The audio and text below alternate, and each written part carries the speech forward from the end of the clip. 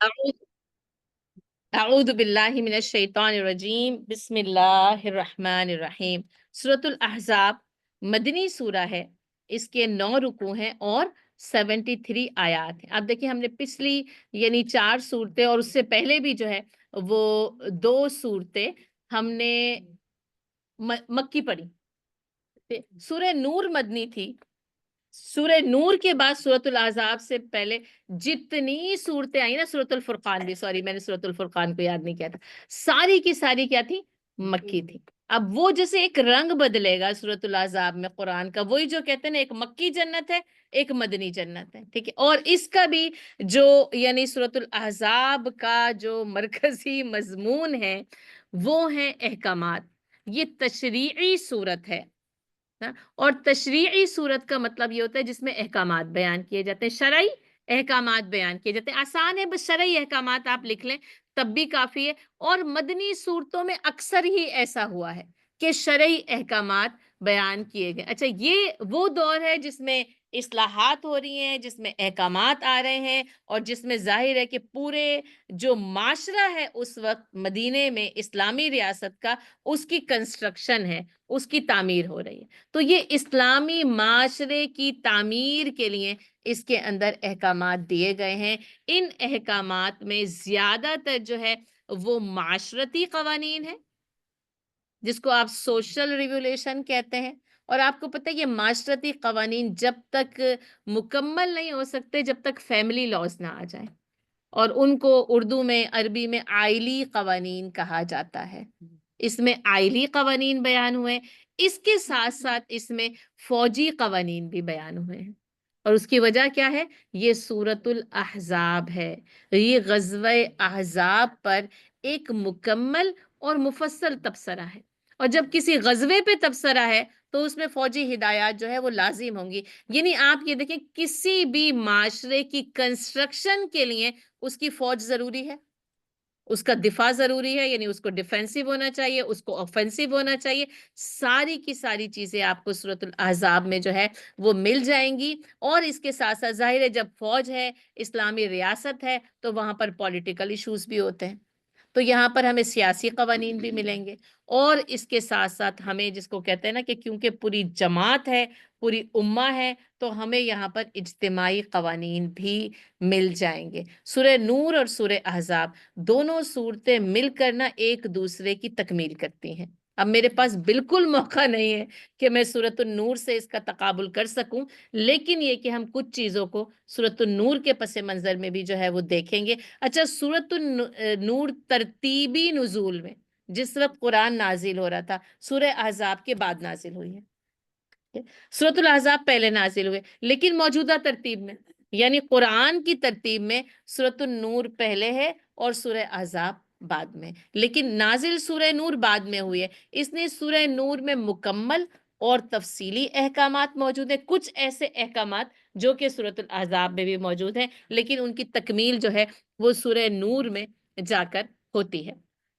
اور اس وقت جو یعنی معاشرے میں اب خرابیاں واقع تھی ان کی اصلاحات کی گئی، اور ان اصلاحات کا آغاز خاص طور پر رسول اللہ صلی اللہ علیہ وسلم کی ذات اقدس سے کیا گیا ہے. اس سورہ کا مرکزی نقطہ، مرکزی شخصیت رسول اللہ صلی اللہ علیہ وسلم کی ذات مبارک ہے، یاد رکھیے گا. اس لیے یہ سورہ بہت اہم ہے، پسندیدہ ہے، میری محبوب ترین صورتوں میں سے ایک ہے، کیونکہ رسول اللہ صلی اللہ علیہ وسلم کی ذات اس میں ایک مرکزی شخصیت رکھتی ہے، اور پوری سورہ نبی صلی اللہ علیہ وسلم کی شخصیت کے گرد گھومتی ہے، یاد رکھیے گا.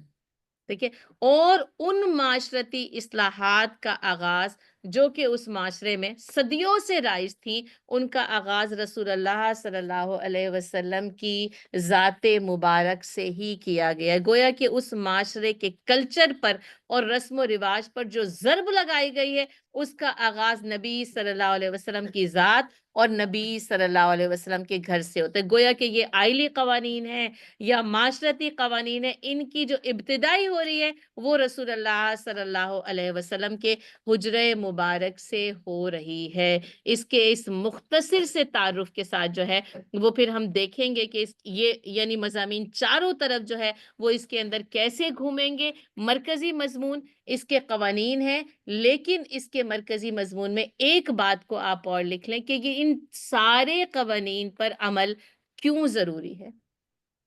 اس لیے کہ جس چیز کا امین انسان کو بنایا گیا ہے، جس بھاری امانت کی ذمہ داری انسان کو سونپی گئی ہے، وہ اس کو سنبھالنے کے لائق ہو جائے. وہ بھاری امانت کیا ہے؟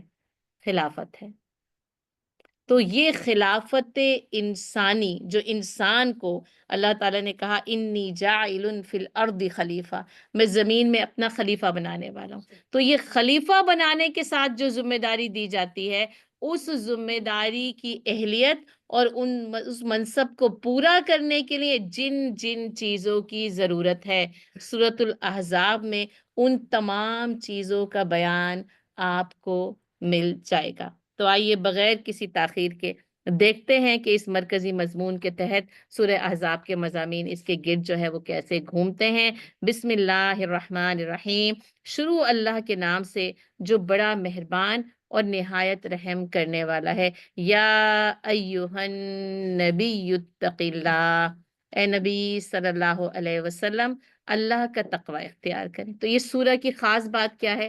یہ یا ایہا النبی سے شروع ہوتی ہے. دو اور صورتیں ہیں یا ایہا النبی سے شروع ہوتی ہیں، سورۃ الطلاق، سورۃ التحریم. یا ایہا النبی سے شروع ہوتی ہیں. تین صورتیں جو ہے وہ کس سے شروع ہوتی ہیں؟ یا ایہا النبی سے شروع ہوتی ہیں. اچھا، اب یہ خطاب براہ راست نبی صلی اللہ علیہ وسلم کو کیا جا رہا ہے نا. یا ایہا المزمل، یا ایہا المدثر، ہے نا. صفات بیان کی گئی.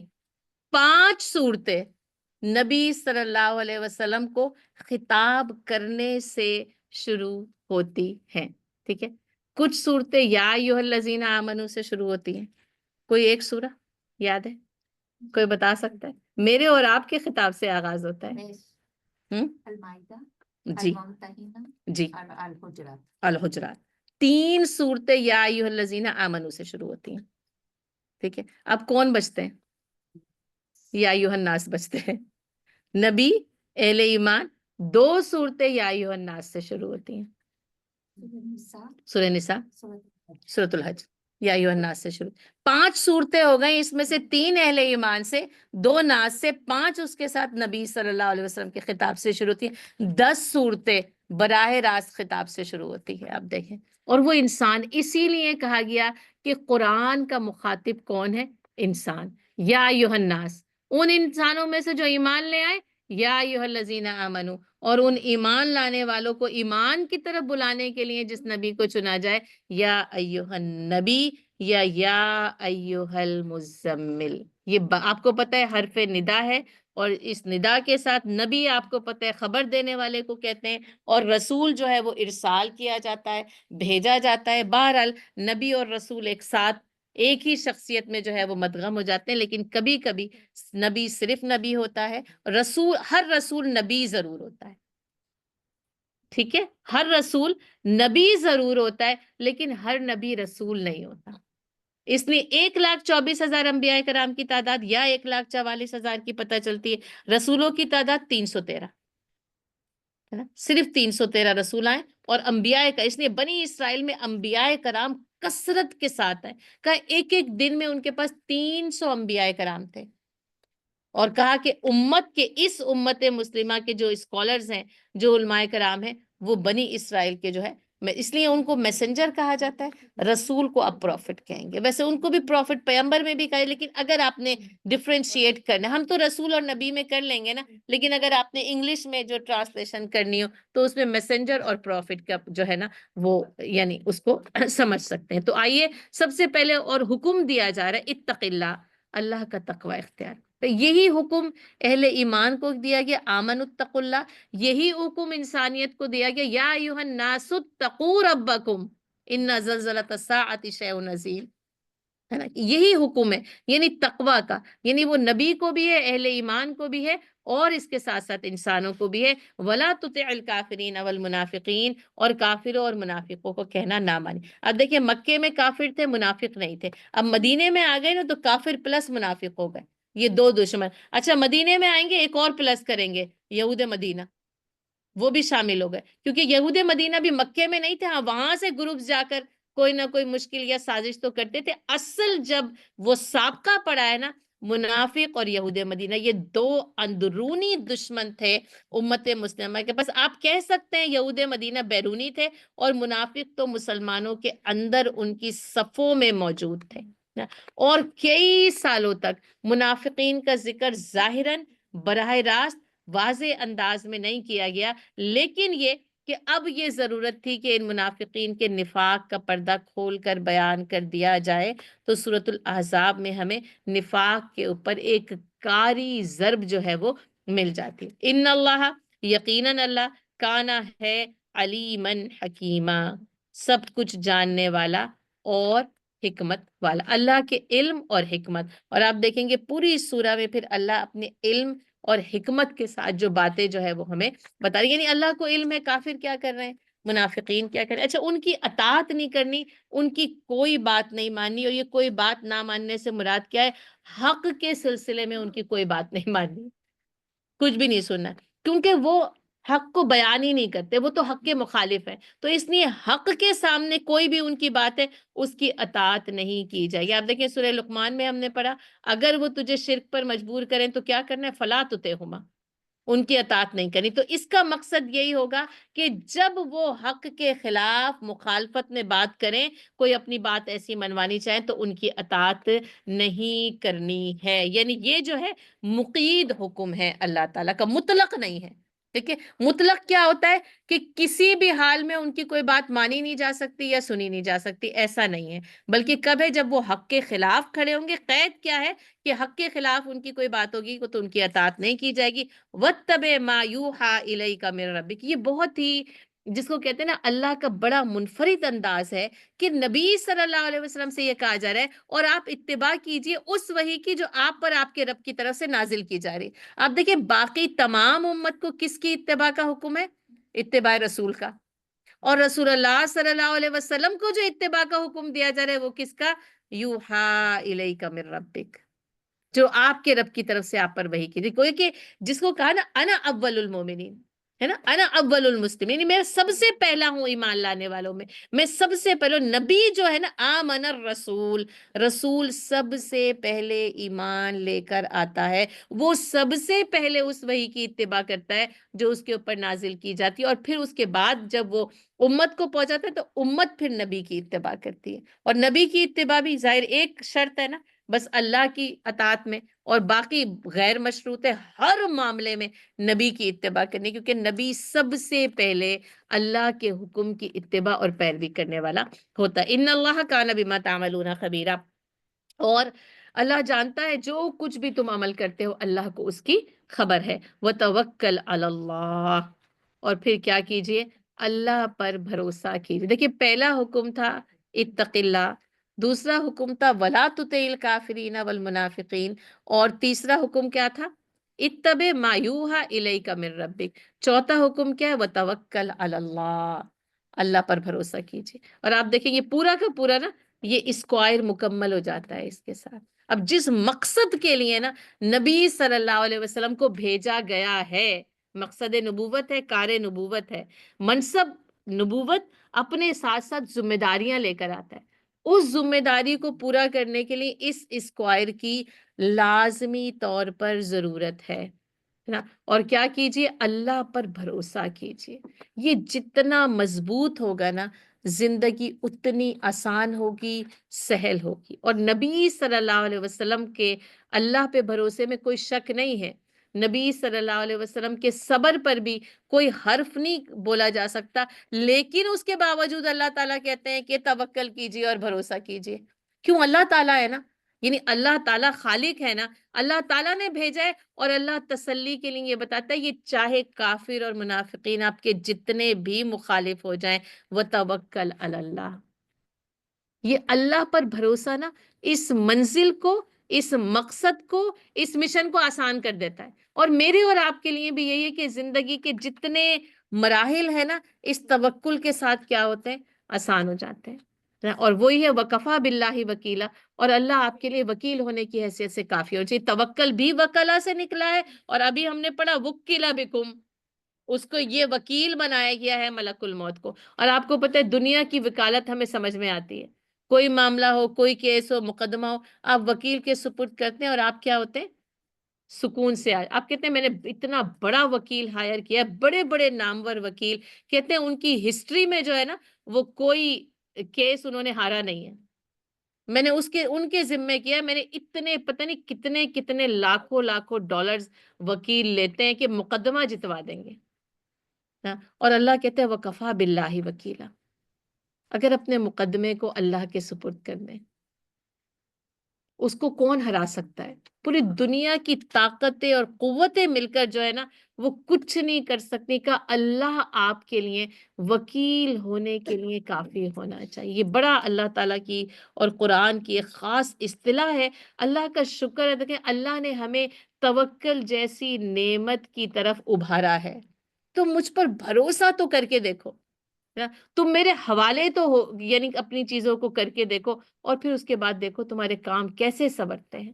اور ہمارے سارے کام وہی سنوارتا ہے. کیا اس کے بغیر کسی اور کے پاس اتنی قوت اور طاقت ہے کہ وہ کچھ کر سکے؟ یعنی اب یہ دیکھیں کافرین پورا کا پورا مکہ، ٹھیک ہے، یہاں پہ مدینے کے اندر منافقین جو وہاں بڑے مضبوط، بڑے وزنی اور بڑے مقامی تھے. تیسرا میں نے کہا یہود مدینہ، آگے ان کا ذکر جو ہے وہ آ جائے گا، ہے نا. اب اس غزوہ احزاب کا پورا پس منظر ہم آگے جا کر پڑھیں گے.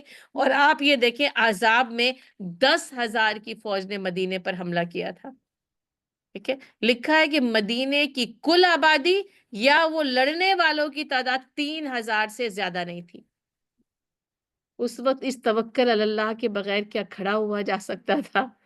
کیا ایک سانس بھی لیا جا سکتا تھا؟ آپ سوچیں. اس لیے اس میں وتوکل علی اللہ وکفا باللہ وکیلا بہت اہم ہے. ما جعل اللہ لرجل من قلبین فی جوفی، اللہ نے کسی آدمی کے اندر 2 دل نہیں بنائے. اچھا اب اس وقت سائنس بالکل ترقی نہیں کی ہے، بس یہی پتہ ہے دل ہے، کام کیسے کرتا ہے کچھ نہیں پتا ہے. آج تو جو ترقی ہے، آج تو دل آپ کے ہاتھ میں رکھ دیتے ہیں، یہ تمہارا دل ہے، دل کے اندر سے نکال دیتے ہیں، ہے نا. یعنی جسم کے اندر سے دل نکالا اور رکھ دیا، یہ تمہارا دل ہے.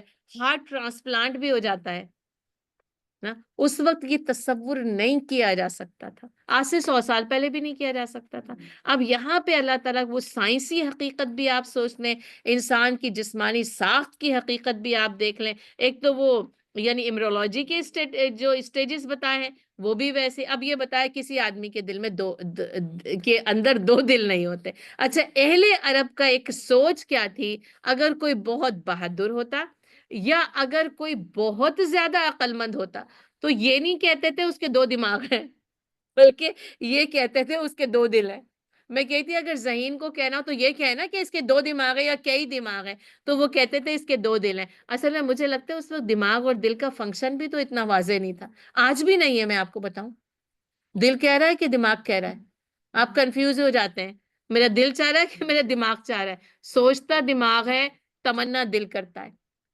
ایک نئی ریسرچ سامنے آئی ہے کہ دل کے اندر بھی جو ہے نا وہ سوچنے کی صلاحیت موجود ہے. واللہ عالم وہ کیسے وہ سمجھ میں آئے گی تو پھر مجھے اور آپ کو بھی جو ہے وہ پتہ چل جائے گی. تو بات کیا ہے کہ اللہ تعالیٰ کہتا ہے اللہ نے کسی کے اندر نا 2 دل نہیں بنائے، ہے نا. یہ کنفیوژن ایک الگ چیز ہے، ٹھیک ہے، لیکن یہ 2 نہیں ہو سکتے. اور اگر 2 ہوتے تو کیا ہوتا؟ ایک ہے تو ہمارا یہ حال ہے، اور اگر 2 چاہنے لگتے تو کیا ہوتا؟ ایک کی چاہتے ہم پوری نہیں کر پاتے، اور اگر دوسرا بھی آ جاتا وہ ایک اور دنیا چاہنے لگتا، اور ہمارے جسم میں جو فساد اور بگاڑ پھیلتا نا، یعنی ہم جو ہے نا وہ سوچ بھی نہیں سکتے، ہے نا. اور بات یہی ہے کہ مختصر اتنا ہے کہ 2 حرفوں سے بن جاتا ہے دل، ہے نا. بس دال اور لام 2 حرفوں سے مل جاتا ہے، لیکن وسیع اتنا ہے کہ اس کے اندر سمندر سما جاتے ہیں. اللہ نے دل ایک ہی بنائے، فی جوف، اس میں ایک ہی، 2 دل نہیں ہے.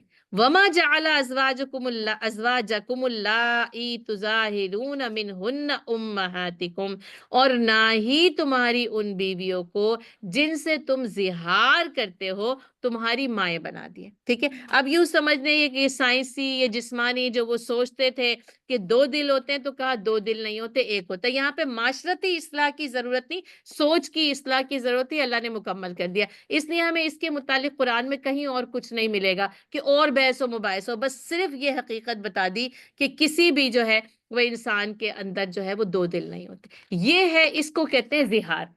ٹھیک ہے، اور یہ ہم آگے جا کے پڑھیں گے مجادلہ میں، اس لیے میں اس پر کوئی بات اس وقت نہیں کر رہی. صرف اتنا ہے کہ اہل عرب کا یہ قاعدہ تھا کہ وہ اپنی بیویوں سے زہار کرتے تھے. یہ اظہار سے زہار نکلا ہے نا، اور وہ ان کے اوپر اس طرح کی باتیں کرتے تھے، انت علیہ کا ظہر امی، ہے نا، تو مجھ پر اسی طرح ہے جیسے میری ماں کی پیٹھ، ہے نا. یعنی وہ بیوی کو، اب آپ دیکھیں وہ بیوی بھی عورت، ماں بھی عورت، لیکن درجہ بدل جاتا ہے، بالکل رشتہ جو ہے وہ مختلف ہو جاتا ہے. تو وہ کبھی وہ ان کا اپنا ایک مزاج تھا، اور جب وہ ایسا کہتے تو ان کی بیوی ان کے اوپر حرام ہو جاتی تھی.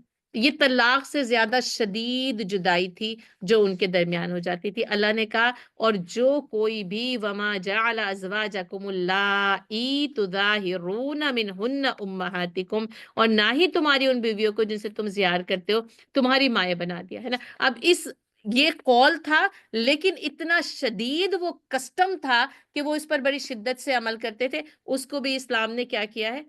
کراس کر دیا ہے. ٹھیک ہے، وما جعل ادعیاءکم ابناءکم، اور نہ ہی تمہارے پکارے جانے والے، جس کو کہا جاتا ہے نہ ہی تمہارے منہ بولے بیٹوں کو تمہارا بیٹا بنا دیا. یہ ہوتا ہے تبنا. اس کو آپ متبنا بھی لکھ رہے ہیں، جس کو تبنا کیا جاتا ہے اس کو متبنا کہا جاتا ہے. لے پالک بیٹا، منہ بولا بیٹا، آپ کہتے ہیں ایڈاپٹڈ سن یا ایڈاپٹڈ چائلڈ. ٹھیک ہے، تو جو ایڈاپشن ہے، اب آگے اس کی تھوڑی سی اور ہمارے پاس تفصیل جو ہے وہ آ جائے گی. ایڈاپشن جو ہے وہ اسلام میں حرام ہے. ٹھیک ہے، آپ ایڈاپٹ نہیں کر سکتے، ہے نا. آپ گارجین شپ لے سکتے ہیں، آپ کفالت کر سکتے. اور ایڈاپشن کس معنوں میں حرام ہے؟ کہ وہ جو بھی بچہ ہے اس کو اپنا نام نہیں دیا جا سکتا، پالا جا سکتا ہے. اب لے پالک تو کہتے ہیں نا، لے کر پالا تو جا سکتا ہے، لیکن اس کے نسب کو چینج نہیں کیا جا سکتا. اس کے باپ کی جگہ کسی اور مرد کا، کسی اور باپ کا نام نہیں لکھوایا جا سکتا ہے. ٹھیک ہے، ذالکم قولکم بافواہکم. اللہ کیا کہہ رہا ہے؟ یہ تمہارے منہ کی باتیں جو تم کرتے ہو، یہ آپس میں، یعنی یہ میری بہن ہے یا میری بہن کی طرح. اچھا، یہ کہہ دینا اس میں کوئی حرج تو نہیں ہے نا، بہنوں کی طرح ان کے ساتھ سلوک ہو جائے، لیکن وہ بھی اصلی سگی بہن نہیں بن سکتی ہیں. ٹھیک ہے، اسی طرح کسی کو بیٹا کہہ دینا اس کی ممانعت نہیں ہے. اس کو اپنی اولاد کی طرح سمجھنا یا اس سے محبت کرنا یا اس کے خیال کرنا، یہ ممنوع نہیں ہے. ٹھیک ہے، ممنوع کیا چیز ہے؟ اللہ نے محبت کرنے کو، کسی کی کفالت کرنے کو، کسی کی مشکل کو دور کرنے کو منع نہیں کیا، بلکہ اس کے اندر نسب کا تحفظ ہے. یاد رکھیں، اسلام میں نسب بہت اہم ہے، اور اس کو سیکیور کیا گیا ہے، اس کو پروٹیکٹ کیا گیا ہے نا. جس کا بچہ ہے وہ اسی کا بچہ ہوگا. اچھا، اب کیا ہے؟ ذالکم قولکم بافواہکم، یہ تمہاری بس زبانی باتیں، یہ میرا بیٹا ہے، بس یہ ہمیشہ کے لیے جو ہے وہ میرا بیٹا ہو گیا.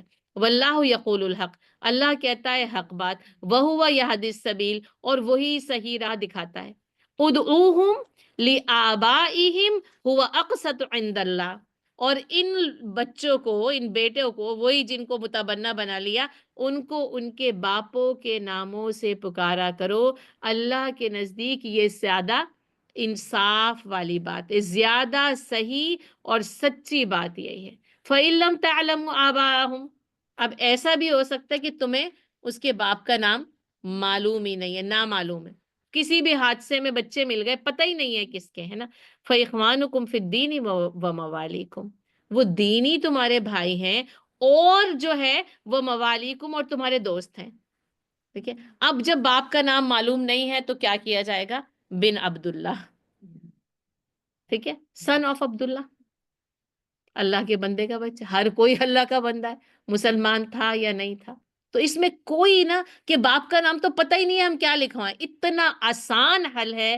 میں کہتی ہوں ہماری یعنی ظاہر ہے کہ دین نے دیا ہے، بس عبداللہ لکھوا دیجیے اور سب سے بہترین نام ہی قرار دے دیا کہ عبداللہ یا عبد الرحمن ہے نا، بس عبداللہ کافی ہے کسی کا بھی.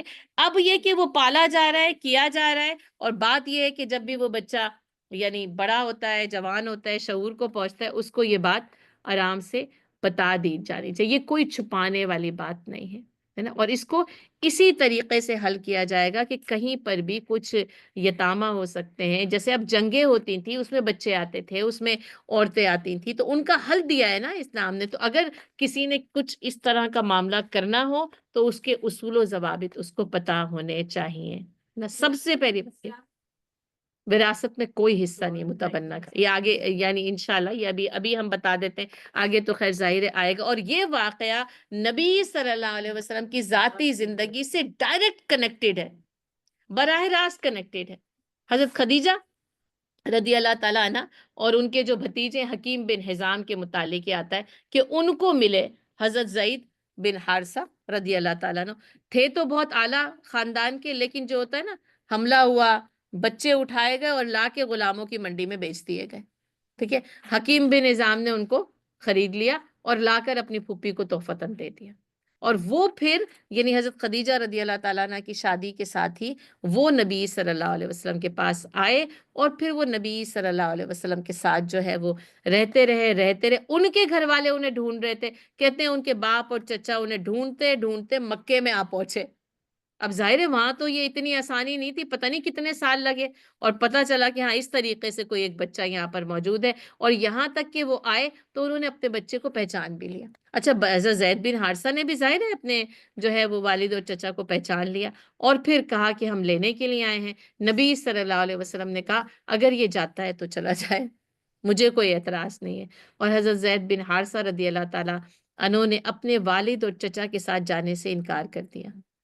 آگے ہی جا کے ہم پڑھیں گے نا کہ ظاہر ہے اتنا اچھا وہ سلوک تھا، کون آپ سوچیں اپنے والد اور چچا کے ساتھ نہ جانا چاہے. اور اس بات سے رسول اللہ صلی اللہ علیہ وسلم کو اتنی جیسے مسرت ہوئی، خوشی ہوئی. اور دوسری بات آپ یہ دیکھیں کہ اب تک رسول اللہ صلی اللہ علیہ وسلم کے پاس اپنا بیٹا نہیں تھا. اہل عرب کے یہاں وہ بیٹوں کی تو اتنی قدر ہے کہ بیٹیوں کو زندہ درگور کر دیتے ہیں. اور پھر آپ صلی اللہ علیہ وسلم نے کیا کیا کہ خانہ کعبہ کے صحن میں لے جا کر یہ اعلان کیا کہ آج سے یہ زید بن محمد ہے صلی اللہ علیہ وسلم. اور حضرت زید کو یعنی اس آیت کے نزول سے پہلے پہلے تک کئی سالوں تک زید بن محمد کہا جاتا رہا.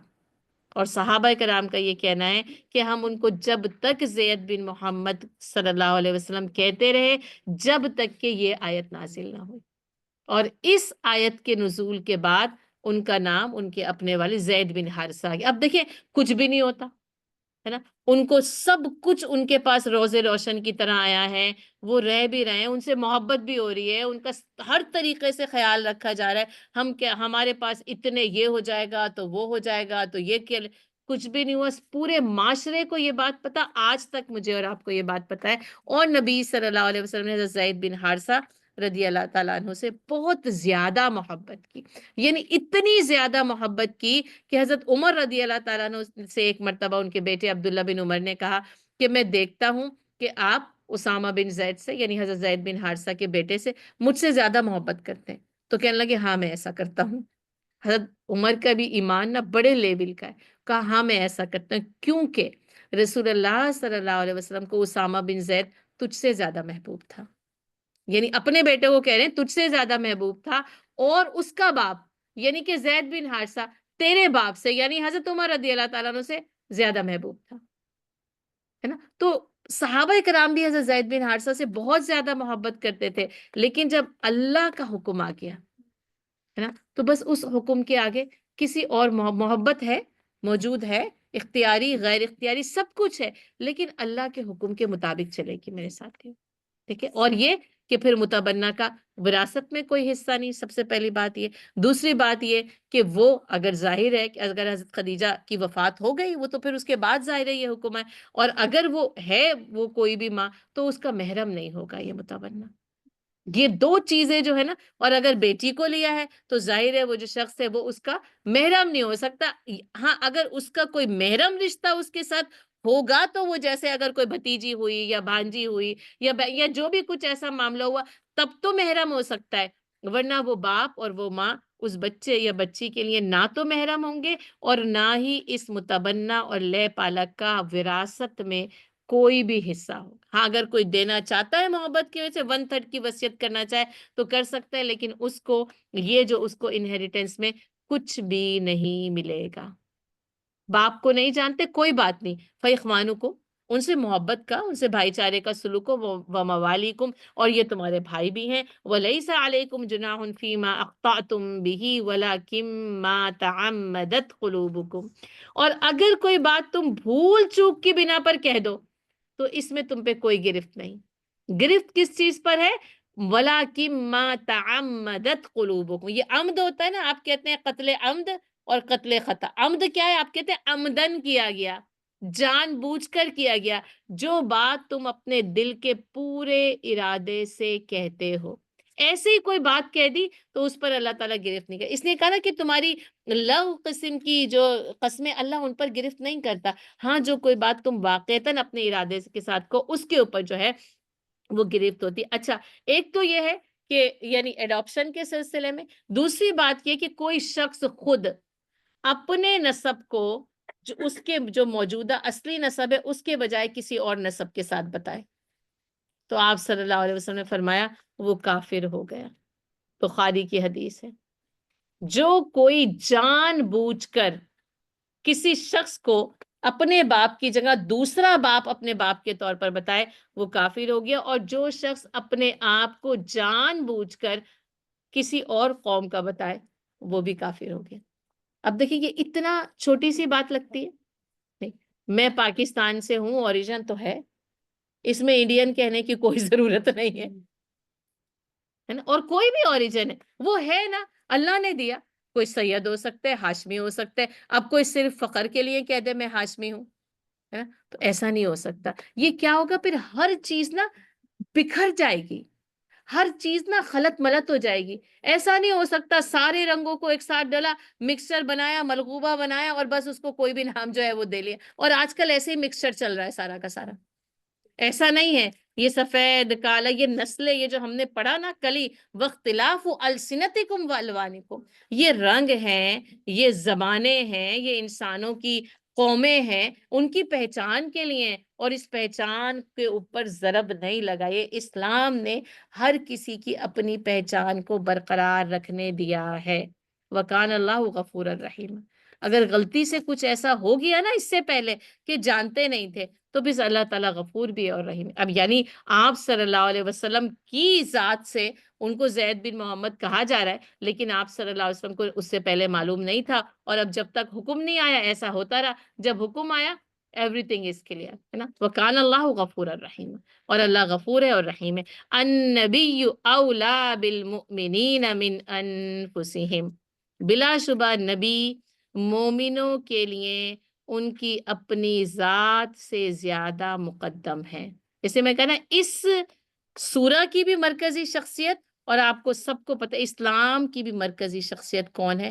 نبی صلی اللہ علیہ وسلم. اور ایک جس کو کہتے ہیں نا مقناطیسی اور مرکزی شخصیت ہے. اللہ نے یہ ایسے ہی اصول بنائے کہ نبی مرکز ہوتا ہے اور اس کے چاروں طرف جو ہے وہ سب کچھ گھوما جاتا ہے.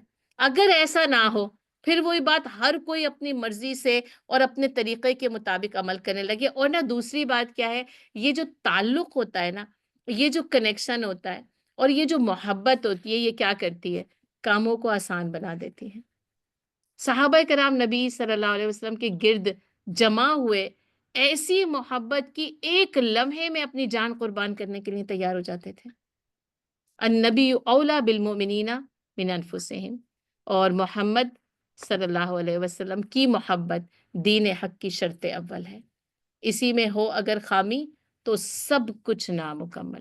اپنی جانوں سے، من انفسہم، اپنی جانوں سے. اور نبی صلی اللہ علیہ وسلم نے فرمایا تم میں سے کوئی اس وقت تک مومن نہیں ہو سکتا جب تک کہ میں اسے اس کی اپنی جان، مال، باپ دادا اور یا دنیا کی تمام دوسری چیزوں سے زیادہ پیارا نہ ہو جاؤں۔ اچھا، شعر کہنا بھی بہت آسان ہے اور وعظ کرنا بھی بہت آسان ہے، لیکن کیا واقعی یہ محبت سچی ہے؟ ویسے نا ایک ذرہ ہر دل میں دیا گیا ہے اس محبت کا، اہل ایمان کے دل میں اس محبت کا ذرہ ہے، لیکن کیا یہ آتش جلا کر خاکستر بھی کر سکتی ہے؟ کیا واقعی صحابہ کرام جب رسول اللہ صلی اللہ علیہ وسلم کو پکارتے نا تو کیا کہتے؟ فدا کا ابی و امی، فدا کا نفسی یا رسول اللہ صلی اللہ علیہ وسلم، ہے نا؟ اور واقعی کہ میرے ماں باپ اور میری جان رسول اللہ صلی اللہ علیہ وسلم پر قربان۔ لیکن کیا قربانی کا موقع آتا ہے یا آئے تو کیا ہم ایسا کرتے ہیں؟ سنتوں پر تو عمل چھوڑ دیتے ہیں، ہے نا؟ اور عشق مصطفیٰ کا دعویٰ کرتے ہیں۔ کتنی بڑی بات ہے نا، ایک چھوٹے چھوٹے سے حکم کو تو ہم مانتے نہیں ہیں، معاف کر دو، مسکرا دو، کچھ نہ کچھ جو ہے جو کچھ بھی جو ہے وہ چھوٹی چھوٹی چیزوں پر تو عمل نہیں کرتے، اور ایسا لگتا ہے کہ پھر سر قلم کرا دیں گے۔ اور جیسا کہ بڑا مشہور واقعہ ہے حضرت عمر رضی اللہ تعالیٰ عنہ کا نا، کہ وہ آئے، ایک فرط محبت ہوگی، ایک جذبات ہوں گے، اللہ کے رسول آپ مجھے دنیا کی ساری چیزوں سے زیادہ محبوب ہیں، تو کہا اے عمر، کیا تیری اپنی جان سے بھی زیادہ؟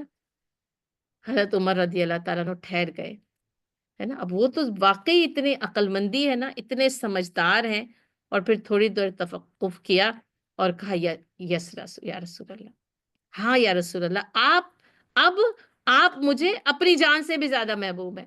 رسول اللہ صلی اللہ علیہ وسلم فرمایا آل آنا یا عمر، اے عمر تیرا ایمان اس وقت مکمل ہوا ہے، اس سے پہلے مکمل نہیں تھا۔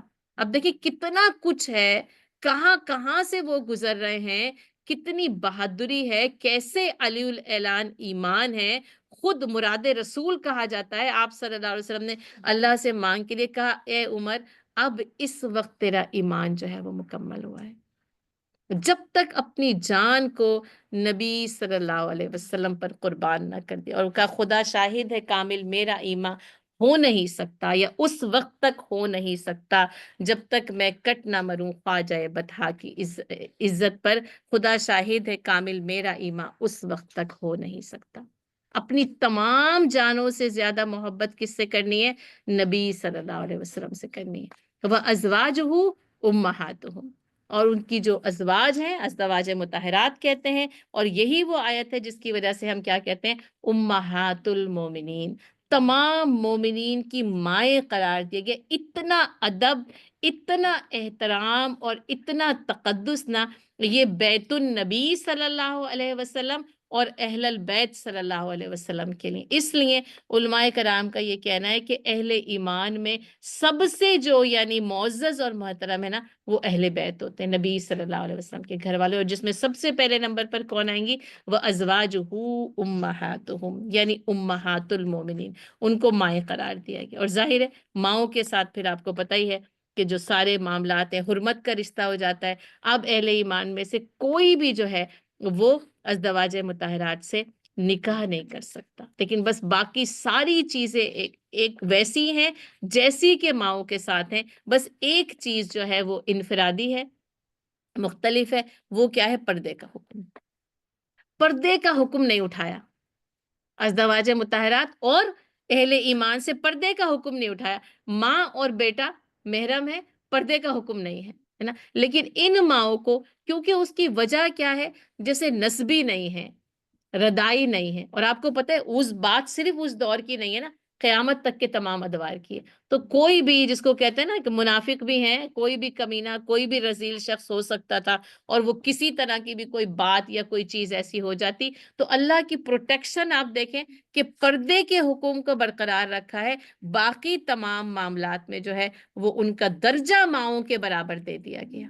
ٹھیک ہے، یعنی درجے کو بڑھایا گیا ہے، حرمت کو بڑھایا گیا ہے، لیکن پردے کا یا پھر وہی وراثت کا حکم ہے نا۔ اب بیٹے کی وراثت ماں کو تو ملے گی نا، لیکن یہاں پر پھر ان ماؤں کے لیے وراثت کا حکم نہیں ہے، صرف وہ درجے کی بلندی ہے نا، اسٹیٹس کو جو ہے وہ اتنا اوپر کر دیا گیا، جیسے تم سب اپنی ماؤں کا احترام کرتے ہو اور ان کا خیال کرتے ہو، اسی طریقے سے ان خواتین کا خیال اور احترام اور تقدس کیا ہے؟ وہ بیویاں مومنوں کی مائیں ہیں. وَأُولُو الْأَرْحَامِ بَعْضُهُمْ أَوْلَىٰ بِبَعْضٍ فِي كِتَابِ اللَّهِ مِنَ الْمُؤْمِنِينَ وَالْمُہَاجِرِينَ. اور مومن اور مہاجرین کی نسبت رشتہ دار ایک دوسرے کے زیادہ حقدار ہے، یعنی من المومنین والمہاجرین، الا ان تفعلوا الی اولیاءکم معروفا. البتہ اگر اب تو تم اپنے دوستوں سے کوئی بھلائی کرنا چاہو تو کر سکتے ہو. کان ذالک فی الکتاب مستورا. اور اللہ کی کتاب میں یہی کچھ لکھا ہوا ہے.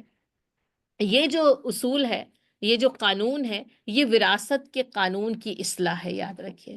ہوا یہ تھا کہ جب مدینہ ہجرت ہوئی تو مواخات کا سلسلہ، برادرہڈ قائم کیا گیا. ایک صحابی کو ایک صحابی کا بھائی قرار دے دیا، وہ اس کے تمام معاملات کو جو ہے وہ اکٹھا کرے، تو یعنی کہ ان کو پورا کرے اور اچھے طریقے سے جو ہے وہ رہے. اور ہم سب کو پتہ ہے کیسے انہوں نے ایثار اور قربانیاں کی. اچھا، اس ٹائم پیریڈ کے لیے پھر ہوا یہ کہ ان دونوں بھائیوں میں سے، ظاہر ہے کہ پھر وہ انصار مدینہ کا ہی معاملہ ہے، جب ان میں سے کوئی مر گیا تو اس کی وراثت میں اس بھائی کا حصہ مقرر ہو گیا اور اس کو ملتا ہے نا. لیکن اگر اس کو ایکسٹینڈ کر دیا جاتا تو بڑا مشکل تھا.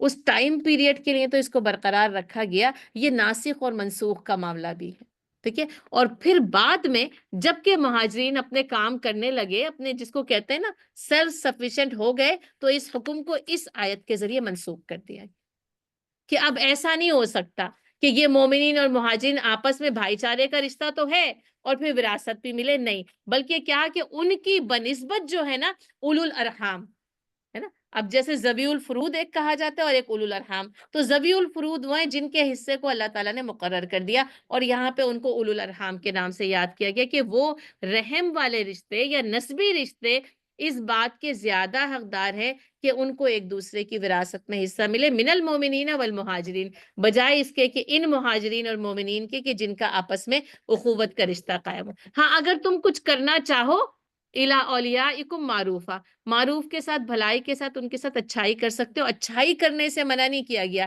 لیکن وراثت میں سے حصہ دینے سے منع کر دیا گیا. کان ذالک فی الکتاب مستورا. اور اللہ کی کتاب میں یہ بات جو ہے اس نوشتے میں لکھی گئی، یعنی کہ یہ پھر فرض کے حکم میں آ جاتی ہے. جو لکھی ہوئی جو ہوتی ہے کتبہ، لکھی ہوئی ہے، یعنی کہ اب یہ بات جو ہے وہ تم پر فرض کر دی گئی ہے. وَإِذْ أَخَذْنَا مِنَ النَّبِيِّينَ مِيثَاقَهُمْ وَمِنْكَ وَمِن نُوحٍ وَإِبْرَاهِيمَ وَمُوسَى وَعِيسَى ابْنِ مریم. اور اس عہد کو یاد رکھو جو ہم سب نبیوں سے لیا، اور آپ سے بھی. من کا میں رسول اللہ صلی اللہ علیہ وسلم نام نہیں ہے، لیکن مراد رسول اللہ صلی اللہ علیہ وسلم ہے. وَمِن نوح، اور نوح علیہ السلام سے بھی، اور ابراہیم علیہ السلام سے بھی، اور موسیٰ علیہ السلام سے بھی، اور عیسیٰ ابن مریم میں سے. 5 انبیاء کرام کے نام ہیں، اور یہ پانچوں کے پانچوں انبیاء کرام اولو العزم پیغمبر کہلاتے ہیں، بڑے درج، یعنی جیسے وہ سارے اور ان ساروں میں سے یہ 5 جو ہے، اور ہر ایک کی آپ دیکھ لیں پوری کی پوری جو سوانح عمری ہے، اس سے ان کی مشکلات کا اور اس دعوت دین حق کا جو ہے وہ ہمیں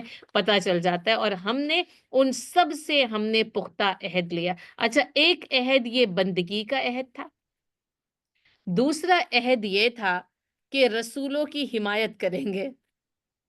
ٹھیک ہے. اب یہ کہ رسولوں کی حمایت سے مطلب کیا ہے؟ اب جیسے کہ اب موجود ہیں ایک نبی، اب ان کی موجودگی میں کوئی اور نبی آ جائے تو اس کی بھی حمایت کی جائے گی اور اس کا بھی ساتھ دیا جائے گا. ابراہیم علیہ السلام، لوط علیہ السلام، ابھی عنکبوت میں پڑھا، ایک ساتھ ہم عصر نبی ہیں. حضرت یحییٰ علیہ السلام اور حضرت عیسیٰ علیہ السلام ہم عصر نبی ہیں. ٹھیک ہے. اچھا، یہ عہد ان چاروں سے تو لیا گیا، لیکن نبی صلی اللہ علیہ وسلم سے یہ عہد نہیں لیا گیا، کیونکہ خاتم النبیین ابھی آگے آنے والا ہے کہ آپ نبوت کے ختم پر ہیں. ٹھیک ہے. باقی یہ کہ بندگی کا عہد، دعوت دین کو پہنچانے کا عہد، یعنی اللہ تعالیٰ نے پھر وہی ایک عام انسانوں سے جو لیا گیا وہ عہد الست کہلایا جاتا ہے. الست بربکم، کیا میں تمہارا رب نہیں؟ اور پھر ان انبیاء کرام سے خاص طور پر یہ معاہدہ لیا گیا، گویا کہ وہ یہ معاہدہ کر کے آئے ہیں، یعنی ان کی ارواح نے خاص طور پہ اللہ سے معاہدہ کیا. ایک عام انسانوں نے کیا اور ایک انبیاء کرام کی ارواح نے کیا، اور یہ بڑا ہی میثاقاً غلیظہ تھا. اس کو کہتے ہیں نا، یہ بڑا، آپ کہتے ہیں پکا وعدہ کرو، یہ پختہ اور سچا بڑا مضبوط میثاق تھا، جس کو کرنے کے بعد یہ انبیاء کرام زمین پر آئے. لِيَسْأَلَ الصَّادِقِينَ عَن صِدْقِهِمْ، تاکہ اللہ تعالیٰ سچے لوگوں سے ان کی سچائی کے بارے میں سوال کر لے. اب یہ کہ صرف وعدہ کر لینا عہد باندھ لینا، یا یہ منصب جو اللہ تعالیٰ بتا رہا ہے کہ سب سے اوپر درجہ ہوگا، بیویوں کو بھی مائیں قرار دے دیا گیا، کیا صرف ٹائٹل کافی ہے؟ نہیں، کہا اللہ تعالیٰ سچوں سے ان کی سچائی کی جانچ بھی کرے گا، اور یہ بڑا ہی مشکل ہے، یعنی انبیاء کرام سے جو ان کی جانچ کی جائے گی نا، وہ عام انسانوں کی طرح، عام اہل ایمان کی طرح نہیں کی جائے گی۔ وَأَعَدَّ لِلْكَافِرِينَ عَذَابًا أَلِيمًا، اور کافروں کے لیے ہم نے دردناک عذاب تیار کر رکھا ہے۔ یا ایھا الذین آمنوا، اب خطاب ہو رہا ہے اہل ایمان سے، ٹھیک ہے، نبی اور نبی کی امت، اب اس امت سے خطاب ہے، اذکروا نعمت اللہ علیکم، یاد کرو وہ نعمت جو اللہ نے تمہارے لیے کی، اذ جاءتکم جنود فارسلنا علیہم ریحا وجنودا لم تروها، کہ جب کہ کفار کے لشکر تم پر چڑھ آئے تو ہم نے آندھی اور ایسے لشکر بھیج دیے جن کو تم دیکھتے نہیں تھے، وَكَانَ اللَّهُ بِمَا تَعْمَلُونَ بَصِيرًا، اور اللہ اسے خوب اچھی طرح دیکھا تھا۔ آپ کو پتہ ہے ایک آیت ہے، پورے غزوہ احزاب کا بیان اس آیت کے ضمن میں کیا جا سکتا ہے۔ اللہ نے شروع سے جنود آئے، اور وہ آخری دن جو ہے نا اس پر فَأَرْسَلْنَا عَلَيْهِمْ رِيحًا وَجُنُودًا لَمْ تَرَوْهَا، اس آخری دن کو بیان کر دیا، غزوہ احزاب یہاں پر مکمل ہو جاتی ہے۔ تو یہ تو اللہ کے قرآن کا اعجاز ہے نا، لیکن ہم اگر غزوہ احزاب بیان کرنے بیٹھیں تو ہمیں تو کئی دن لگیں گے کہ ہم اس کی تفصیلات کو بتائیں۔ اِذْ جَاءُوكُم مِّن فَوْقِكُم، جب وہ تمہارے اوپر سے بھی، وَمِنْ أَسْفَلَ مِنْكُمْ، اور تمہارے نیچے سے بھی تم پر چڑھائے تھے، وَإِذْ زَاغَتِ الْأَبْصَارُ، اور آنکھیں کیا تھیں، اب یہ نا ٹیڑھی ہو گئی تھیں، ربنا لا تزغ قلوبنا، اے اللہ ہمارے دلوں کو ٹیڑھ میں مبتلا نہ کرنا، یا آپ یہ بھی کہہ سکتے ہیں اے اللہ ہمارے دلوں کو اس ہدایت سے پھرنے نہ دینا، تو یا یہ کہ آنکھیں پھر گئی تھی، یا جیسے آنکھیں ٹیڑھی ہو گئی تھی، وَبَلَغَتِ الْقُلُوبُ الْحَنَاجِرَ، اور دل جو تھے نا یہ حنجر، حلق میں آ گئے تھے۔ کبھی لگتا ہے ایسے خوف سے، ڈر سے تیز بھاگنے تو دل کیا لگتا ہے یہاں آ گیا، تو یہ وہی والی کیفیت نا یہاں پہ بتائی جائے، اور آپ دیکھیں یعنی قرآن کی منظر نگاری دیکھیں کہ اللہ تعالیٰ کیسے نا اس کیفیت کو بھی بتا رہا ہے کہ تمہاری کیا کیفیت تھی جب وہ تمہارے اوپر چڑھا ہے، وَتَظُنُّونَ بِاللَّهِ الظُّنُونَ، اور تم اللہ کے متعلق طرح طرح کے گمان کرنے لگے۔ اب پتہ نہیں کتنی سوچیں ہیں جو اس وقت آئی ہوں گی، هُنَالِكَ ابْتُلِيَ الْمُؤْمِنُونَ وَزُلْزِلُوا زِلْزَالًا شَدِيدًا، اس موقع پر مومنوں کی آزمائش کی گئی اور وہ بری طرح ہلا مارے گئے۔ یہ آزمائش ہے غزوہ احزاب میں، اور علماء کرام کا یہ کہنا ہے جس کو اللہ آزمائش کہہ دے وہ کتنی بڑی آزمائش ہوگی، ہے نا کیا، اور اللہ نے کہہ دیا ہے کہ ہم بلا یبلونکم، ہم تمہیں ضرور آزمائیں گے۔ یہ غزوہ احزاب ایمان کی آزمائش تھی، بڑی شدید آزمائش تھی، اور اس وقت جو دشمن تھا یا جو قریش مکہ تھا، یہودیوں کے ساتھ بھی سازش ہوئی ہے اور منافقین کے ساتھ بھی سازش ہوئی ہے، اور قریش مکہ خود، اور یعنی مکے سے لے کر مدینے تک جو وہ چلے ہیں نا، تو چاروں طرف سے قبائل کو جمع کر کر کے 10,000 کے لشکر کو مدینے پر چڑھا کے لے کے، اور یہ الائز تھے جو آج بھی ہم کہتے ہیں نا اتحادی فوجیں، ایک ملک کی فوج نہیں کر سکتی نا، 4 اور آ جاؤ ساتھ میں، تو اس طرح یہ سارے قبائل کی جمعیت، اور اس سے پہلے مسلمانوں کے لیے یعنی خلاف اتنا بڑا لشکر کبھی جمع نہیں ہوا تھا جس نے مدینے کے اوپر چڑھائی کی تھی۔ آپ صلی اللہ علیہ وسلم کو ظاہر ہے جب یہ پتا چلا، آپ صلی اللہ علیہ وسلم تصدیق کی، آپ صلی اللہ علیہ وسلم مجلس شورا جو ہائی کمان ہے اس کو منعقد کیا، مشورہ لیا، مختلف لوگوں نے ظاہر ہے کہ مختلف مشورے دیے، اور کہا کہ مقابلہ تو کرنا ہے، تیاری تو کرنی ہے، اور اس موقع پر حضرت سلمان فارسی رضی اللہ تعالیٰ عنہ کا نام بہت اہم ہے، انہوں نے کہا تھا اللہ کے رسول اگر فارس میں ہمارے ساتھ ایسا ہوتا ہے نا دشمن، تو ہم خندق کھود لیتے ہیں، اور اسی لیے اس کو بیٹل آف ٹرینچ جو ہے وہ کہا جاتا ہے، اور پھر تمام صحابہ کرام نے اور رسول اللہ صلی اللہ علیہ وسلم نے مل کر جو ہے وہ خندق کھودی ہے، 3.5 میل کی خندق کھودی گئی۔ میں اکثر یہی کہتی ہوں جب میں پہلی بار حج کرنے گئی نا تو میرے ذہن میں تھا میں وہاں جا کے خندق دیکھوں گی، غزوہ خندق ذہن میں تھا نا، پہلے یہ تدریس تو وکنی کی تھی، پہلے والا ہی علم تھا، اور جب میں وہاں گئی اور وہ مجھے لے کے گیا، یہاں میں نے کہا خندق کہاں ہے، تو وہ مجھے ڈرائیور کو تو سمجھ ہی نہیں آیا میں کیا کہہ رہی ہوں، پھر جب اس نے سمجھا تو کہنے لگا کہ اگر یہاں خندق رہتی تو ہم تو نہیں رہ سکتے تھے نا، کیونکہ وہ تو مدینے میں داخلے کے لیے کھودی گئی تھی۔ اس وقت نا وہ پریکٹیکل آپ کو جو سکھاتا ہے، اس وقت میں نے سوچا ہاں واقعی اگر یہ خندق تو ہم تو آ ہی نہیں سکتے تھے یہاں، تو پھر ظاہر ہے اس کو تو اسی وقت پھر وہ ظاہر ہے کہ وہ کور کر دیا گیا. تو بہرحال وہ سائٹ تو اب بھی وہاں موجود ہے، جاتے بھی ہیں، دیکھ ہی لیتے ہیں. آپ صلی اللہ علیہ وسلم نے جو کوہ صلا ہے اس کی طرف پشت کی ہے، اور جو وہ مدینے میں جو باہر سے آنے والا بیرونی داخلہ تھا نا، اس پر یہ 3.5 میل کی خندق کھودی گئی تاکہ وہ وہیں پہ رک جائیں. اچھا، اہل عرب اس طریقے کو جانتے ہی نہیں تھے، یہ نیو ٹیکنالوجی تھی. اکثر ہم کہتے ہیں یہ کیا ہے، بچے ذرا میری مدد کرنا، یہ کوئی نئی ٹیکنالوجی آ گئی جو میری سمجھ میں نہیں آ رہی. لیکن دیکھیں آپ صلی اللہ علیہ وسلم نے اس ٹیکنالوجی کو اختیار کیا. ضروری ہے، اسلام منع نہیں کرتا آپ کو، لیکن بس وہ اسلام کے کسی اصول سے ٹکرانی نہیں چاہیے. اور پھر مشورے کو مانا، اور پھر تمام صحابہ کرام کے ساتھ جو ہے وہ خندق کھودی گئی. بڑا ہی ایمان افروز وہ منظر ہے جب آپ پڑھیں نا، کہ جیسے وہ خندق کی کھدائی ہو رہی ہے، اور حالت کیا تھی کہ بھوک کا عالم تھا. صحابہ کرام نے رسول اللہ صلی اللہ علیہ وسلم سے آ کر اپنی بھوک کا شکوہ کیا کہ ہم نے 2 روز سے کچھ نہیں کھایا، اور کہا ہم نے اپنے پیٹ پہ پتھر باندھ لیے. میں کہتی ہوں ہم نے کھا کھا کے اپنے پیٹ پتھر کے کر لیے. بیلی فیٹ پگھلنے کا نام نہیں لیتا. یہ میرا اور آپ کا یہی حال ہے. اب دیکھیں پیٹ پہ پتھر باندھے کیسی بھوک ہوگی. ہمیں تو، میں پھر بھی میں آپ سے کہتی ہوں بھوک لگتی ہے؟ لگتی ہے بھوک؟ نہیں لگتی کیا؟ کیا نہیں لگتی؟ اتنا کھانے کے باوجود بھی بھوک لگتی ہے، اور شاید اتنا کھاتے رہنے کی وجہ سے زیادہ بھوک لگتی ہے. آپ دیکھیں وہ بھوک، وہ ہنگر پینز، وہ جو سے بڑھ کے جہاں پیٹ پہ پتھر باندھنے پڑے. آپ سوچیں. اور آپ صلی اللہ علیہ وسلم نے جب اپنا پیٹ کھول کر دکھایا تو اس میں 2 پتھر بندے ہوئے تھے. اتنی شدید بھوک تھی اس وقت. واقعی ہمیں تو احساس ہی، ہم تو وقت پہ کھا رہے ہیں، بس ٹائم ہو گیا کھا لو، اپنی مرضی کا کھا رہے ہیں، نہیں پسند آیا نہیں کھایا، ضائع. کہ ہمیں احساس ہی نہیں ہے کہ یہ کھانے کی جو واقعتاً قدر و قیمت ہے نا. اسی لیے یہ رمضان اور روزے آتے ہیں، تاکہ ذرا کچھ خیال کرو یہ بھوک اور پیاس کس چڑیا کا نام ہے، کس شے کا نام ہے. ہر کسی کو اس تربیت سے گزارا جاتا ہے. اور آپ دیکھیں پتھر باندھ کر خندق کھودی جانی.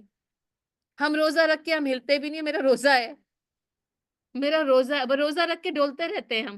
وہ بغیر روزہ رکھے بھوک کی حالت فاقے میں کیا ہو رہا ہے، خندق کھودی جا رہی ہے. وہ آپ دیکھیں کہ جب جائیں نا، واقعی وہ صحرا ہے، لیکن جو زمین ہے نا سنگلاخ زمین ہے. اور کہتے ہیں حضرت سلمان فارسی رضی اللہ تعالیٰ عنہ کے حصے میں وہ چٹان آئی جو کسی طرح ٹوٹ نہیں رہی تھی. مشورہ انہوں نے ہی دیا تھا، ہے نا. اور پھر رسول اللہ صلی اللہ علیہ وسلم نے آ کر اس پر ضرب لگائی تو وہ 3 ضربوں میں وہ پتھر جو ہے وہ ٹوٹا، اور بھربھرا جو ہے وہ تودے میں تبدیل ہو گیا. اور آپ صلی اللہ علیہ وسلم نے ہر ضرب میں کہا تھا مجھے یمن دے دیا گیا، مجھے شام کی کنجیاں جو ہے وہ دے دی گئی، مجھے مدائن کے جو ہے وہ محلات جو ہے وہ دے دیے. اس وقت جو ہے، جبکہ حالت یہ ہنالک ابتلی المؤمنون وزلزلوا زلزالا شدیدا واذ یقول منافقون. اور جبکہ منافق جو ہے وہ یہ کہہ رہے تھے والذین فی قلوبہم مرض، جن کے دلوں میں روگ تھا، ما وعدنا اللہ ورسولہ الا غرورا. یہ کہہ رہے تھے کہ اللہ اور اس کے رسول نے جو ہم سے وعدہ کیا تھا وہ تو دھوکے کا وعدہ ہو گیا، اس میں تو ان کو کچھ نظر ہی نہیں آ رہا کہ کیا کیا جائے نا. وَإِذْ قَالَتْ طَائِفَةٌ، اور ایک گروہ یہ کہنے لگا، منہم ان میں سے، یا اہل یثرب لا مقام لکم فارجعوا، اے اہل یثرب اب یہ ٹھہرنے کی جگہ نہیں ہے، لوٹ جاؤ. یعنی یہاں سے اب کیا، یہاں سے نکل جانا چاہیے. اور آپ کو پتہ ہے یہ یثرب جو ہے وہ مدینے کا قدیمی نام ہے، تاریخی نام ہے. یہ جب تک یثرب تھا اور اس کو کہہ کر جو ہے وہ یثرب کو بیان کر دیا گیا، لیکن جب رسول اللہ صلی اللہ علیہ وسلم نے ہجرت کی، یہ یثرب جو ہے وہ مدینۃ النبی صلی اللہ علیہ وسلم میں تبدیل ہو گیا. یعنی مورخین نے مدینے کے 19 نام اور لکھے ہیں، ہے نا. اور جو کہ نبی صلی اللہ علیہ وسلم کی زبان، ایک تو یہی یثرب ہو گیا، مدینہ ہو گیا، طیبہ ہو گیا، ہے نا. آپ صلی اللہ علیہ وسلم نے فرمایا یہ رہا طابہ، جس سے ہم محبت کرتے ہیں اور جو ہم سے محبت کرتے ہیں. مدینے نے رسول اللہ صلی اللہ علیہ وسلم سے محبت کی، اور رسول اللہ صلی اللہ علیہ وسلم نے مدینے سے محبت کی، ہے نا. تو اس لیے اس کی اتنا تاریخی حقیقت بھی بتائی کہ وہ بڑا ایک مقام تھا. کہا کہ اب یہ نا ٹھہرنے کا موقع ہے ہی نہیں، بس کیا کرے، فرجعوا وَيَسْتَعْذِنُ فَرِيقٌ مِّنْهُمُ النَّبِيَّ يَقُولُونَ إِنَّ بُيُوتَنَا عَوْرَةٌ وما ہی بعورہ، اور ان کا ایک گروہ نبی سے واپس جانے کی اجازت میں، اچھا آ تو گئے مدینے سے جیسے نا، پھر ظاہر ہے کہ مدینے سے سارے جو جنگی مردان جنگی تھے وہ آئے باہر، یہ سارا کام اب وہ گھر میں ظاہر ہے عورتیں ہیں، گھروں میں بچے ہیں، ان کی حفاظت کا سامان بھی آپ صلی اللہ علیہ وسلم نے کیا، اور عورتوں کو اور بچوں کو آپ صلی اللہ علیہ وسلم نے ایک قلعے کے اندر جو ہے وہ حفاظت کے ساتھ جو ہے وہ وہاں پر رکھوا دے۔ اس کے لیے بھی ہمیں مشہور واقعے ملتے ہیں رسول اللہ صلی اللہ علیہ وسلم کی پھوپھی حضرت صفیہ کا، کہ کیسے وہ یہودی چکر لگا رہا تھا کہ وہ عورتوں اور بچوں کے ساتھ کچھ ظاہر ہے کہ حملہ کرے، تو انہوں نے اس کو جو ہے وہ خود اتر کے جو ہے نا وہ قتل کیا تھا۔ تو اب یہ کہ یہ کہہ رہے ہیں ان بیوتنا عورہ، ہے نا، اب یہ جیسے کہ ہماری جو یہ عورت ہم جو کہتے ہیں نا، عورہ کیا ہے، یعنی اریاں سے ہے، دیکھیے، اور جو کہ چھپائی جانے والی چیز ہوتی ہے، کہا ہمارے گھر کھلے پڑے ہیں، ہے نا، یعنی ہمارے گھروں کے اوپر کسی بھی وقت جو ہے نا کوئی بھی جو ہے وہ قابض ہو سکتا ہے، اور وما ہی بعورہ، اور اللہ بھی کہتے ہیں اور وہ ایسا نہیں تھا کہ وہ کھلے ہوئے تھے اور کوئی بھی ان پر حملہ کر دے، کیونکہ رسول اللہ صلی اللہ علیہ وسلم نے ان کی حفاظت کا سامان کیا تھا۔ ان یریدون الا فرارا، ان کا ارادہ کیا تھا سوائے فرار، بس بھاگنے سے، بھاگ کر جو ہے وہ بچ کر چلے جائیں۔ ولو دخلت علیہم من اقطارها ثم سئلوا الفتنة لآتوها وما تلبسوا بها الا یسیرا، اگر کفار کے لشکر اطراف مدینہ سے ان پر چڑھ آتے اور انہیں فتنے کی دعوت دیتے تو یہ منافق فوراً مان لیتے اور اس میں کچھ زیادہ دیر نہ کرتے، کیونکہ وہ تو ویسے بھی موقع کی تلاش میں تھے، اب شہر بھی خالی ہے، اب آ جائیں ان کے پاس اور ان سے کوئی سی بھی بات منوا لیں، کہا یہ فوراً جو ہے وہ مان لیتے۔ وَلَقَدْ كَانُوا عَاهَدُوا اللَّهَ مِن قَبْلِ، لیکن ان میں اس سے پیشتر وہ اللہ سے یہ وعدہ کر چکے تھے، لا یولون الادبار، کہ وہ پیٹھ نہ پھیریں گے، ہے نا، اب ایسا کئی موقع پہ ہو چکا تھا کہ جو وہ ہٹ جاتے تھے، بھاگ جاتے تھے، اب انہوں نے جیسے کہا کہ اب پکا وعدہ ہے کہ اب اگر کوئی ایسا موقع ہے نا تو ہم پیٹھ نہیں دکھائیں گے۔ وَكَانَ عَهْدُ اللَّهِ مَسْئُولًا، اللہ کہتے ہیں اور اللہ کے کیے ہوئے عہد کی باز پرس تو ہونے ہی والی، یعنی اگر اب وہ پیٹھ دکھا بھی دیں تو اللہ سے جو وعدہ کیا اس کی باز پرس تو اللہ کر کے رہے گا۔ قُل لَن يَنفَعَكُمُ الْفِرَارُ إِن فَرَرْتُم مِّنَ الْمَوْتِ أَوِ الْقَتْلِ وَإِذًا لَّا تُمَتَّعُونَ إِلَّا قَلِيلًا، اور آپ ان سے کہیے اگر تم موت اور قتل ہونے سے بھاگتے ہو تو تمہارا بھاگنا تمہیں کچھ فائدہ نہ دے گا، یعنی موت، ایک تو یہ کہ طبعی موت آ جائے، اور یہ جو اول قتل ہے نا اس سے مراد میدان جنگ میں قتال ہے، یعنی لڑتے ہوئے مرنا، کہا موت آئے یا قتل آئے، اگر اس سے بھاگتے ہو تو پھر بھاگنا کوئی فائدہ نہیں دے گا، اس لیے کہ یہ قلیل متاع ہے، اس سے جتنا فائدہ اٹھانا ہے فائدہ جو ہے وہ اٹھا لو۔ ایسی صورت میں اگر تم اس موت اور قتل سے بچ بھی گئے تو کیا، یعنی موت سے تو نہیں بچ سکتے، اس قتال سے، میدان جنگ میں نکلنے سے اگر تم نے سوچا کہ کچھ دن بچ گئے، وَإِذًا لَّا تُمَتَّعُونَ إِلَّا قَلِيلًا، تو ایسی صورت میں بھی صرف متاع قلیل سے تھوڑا سا تم فائدہ اٹھا سکتے ہو۔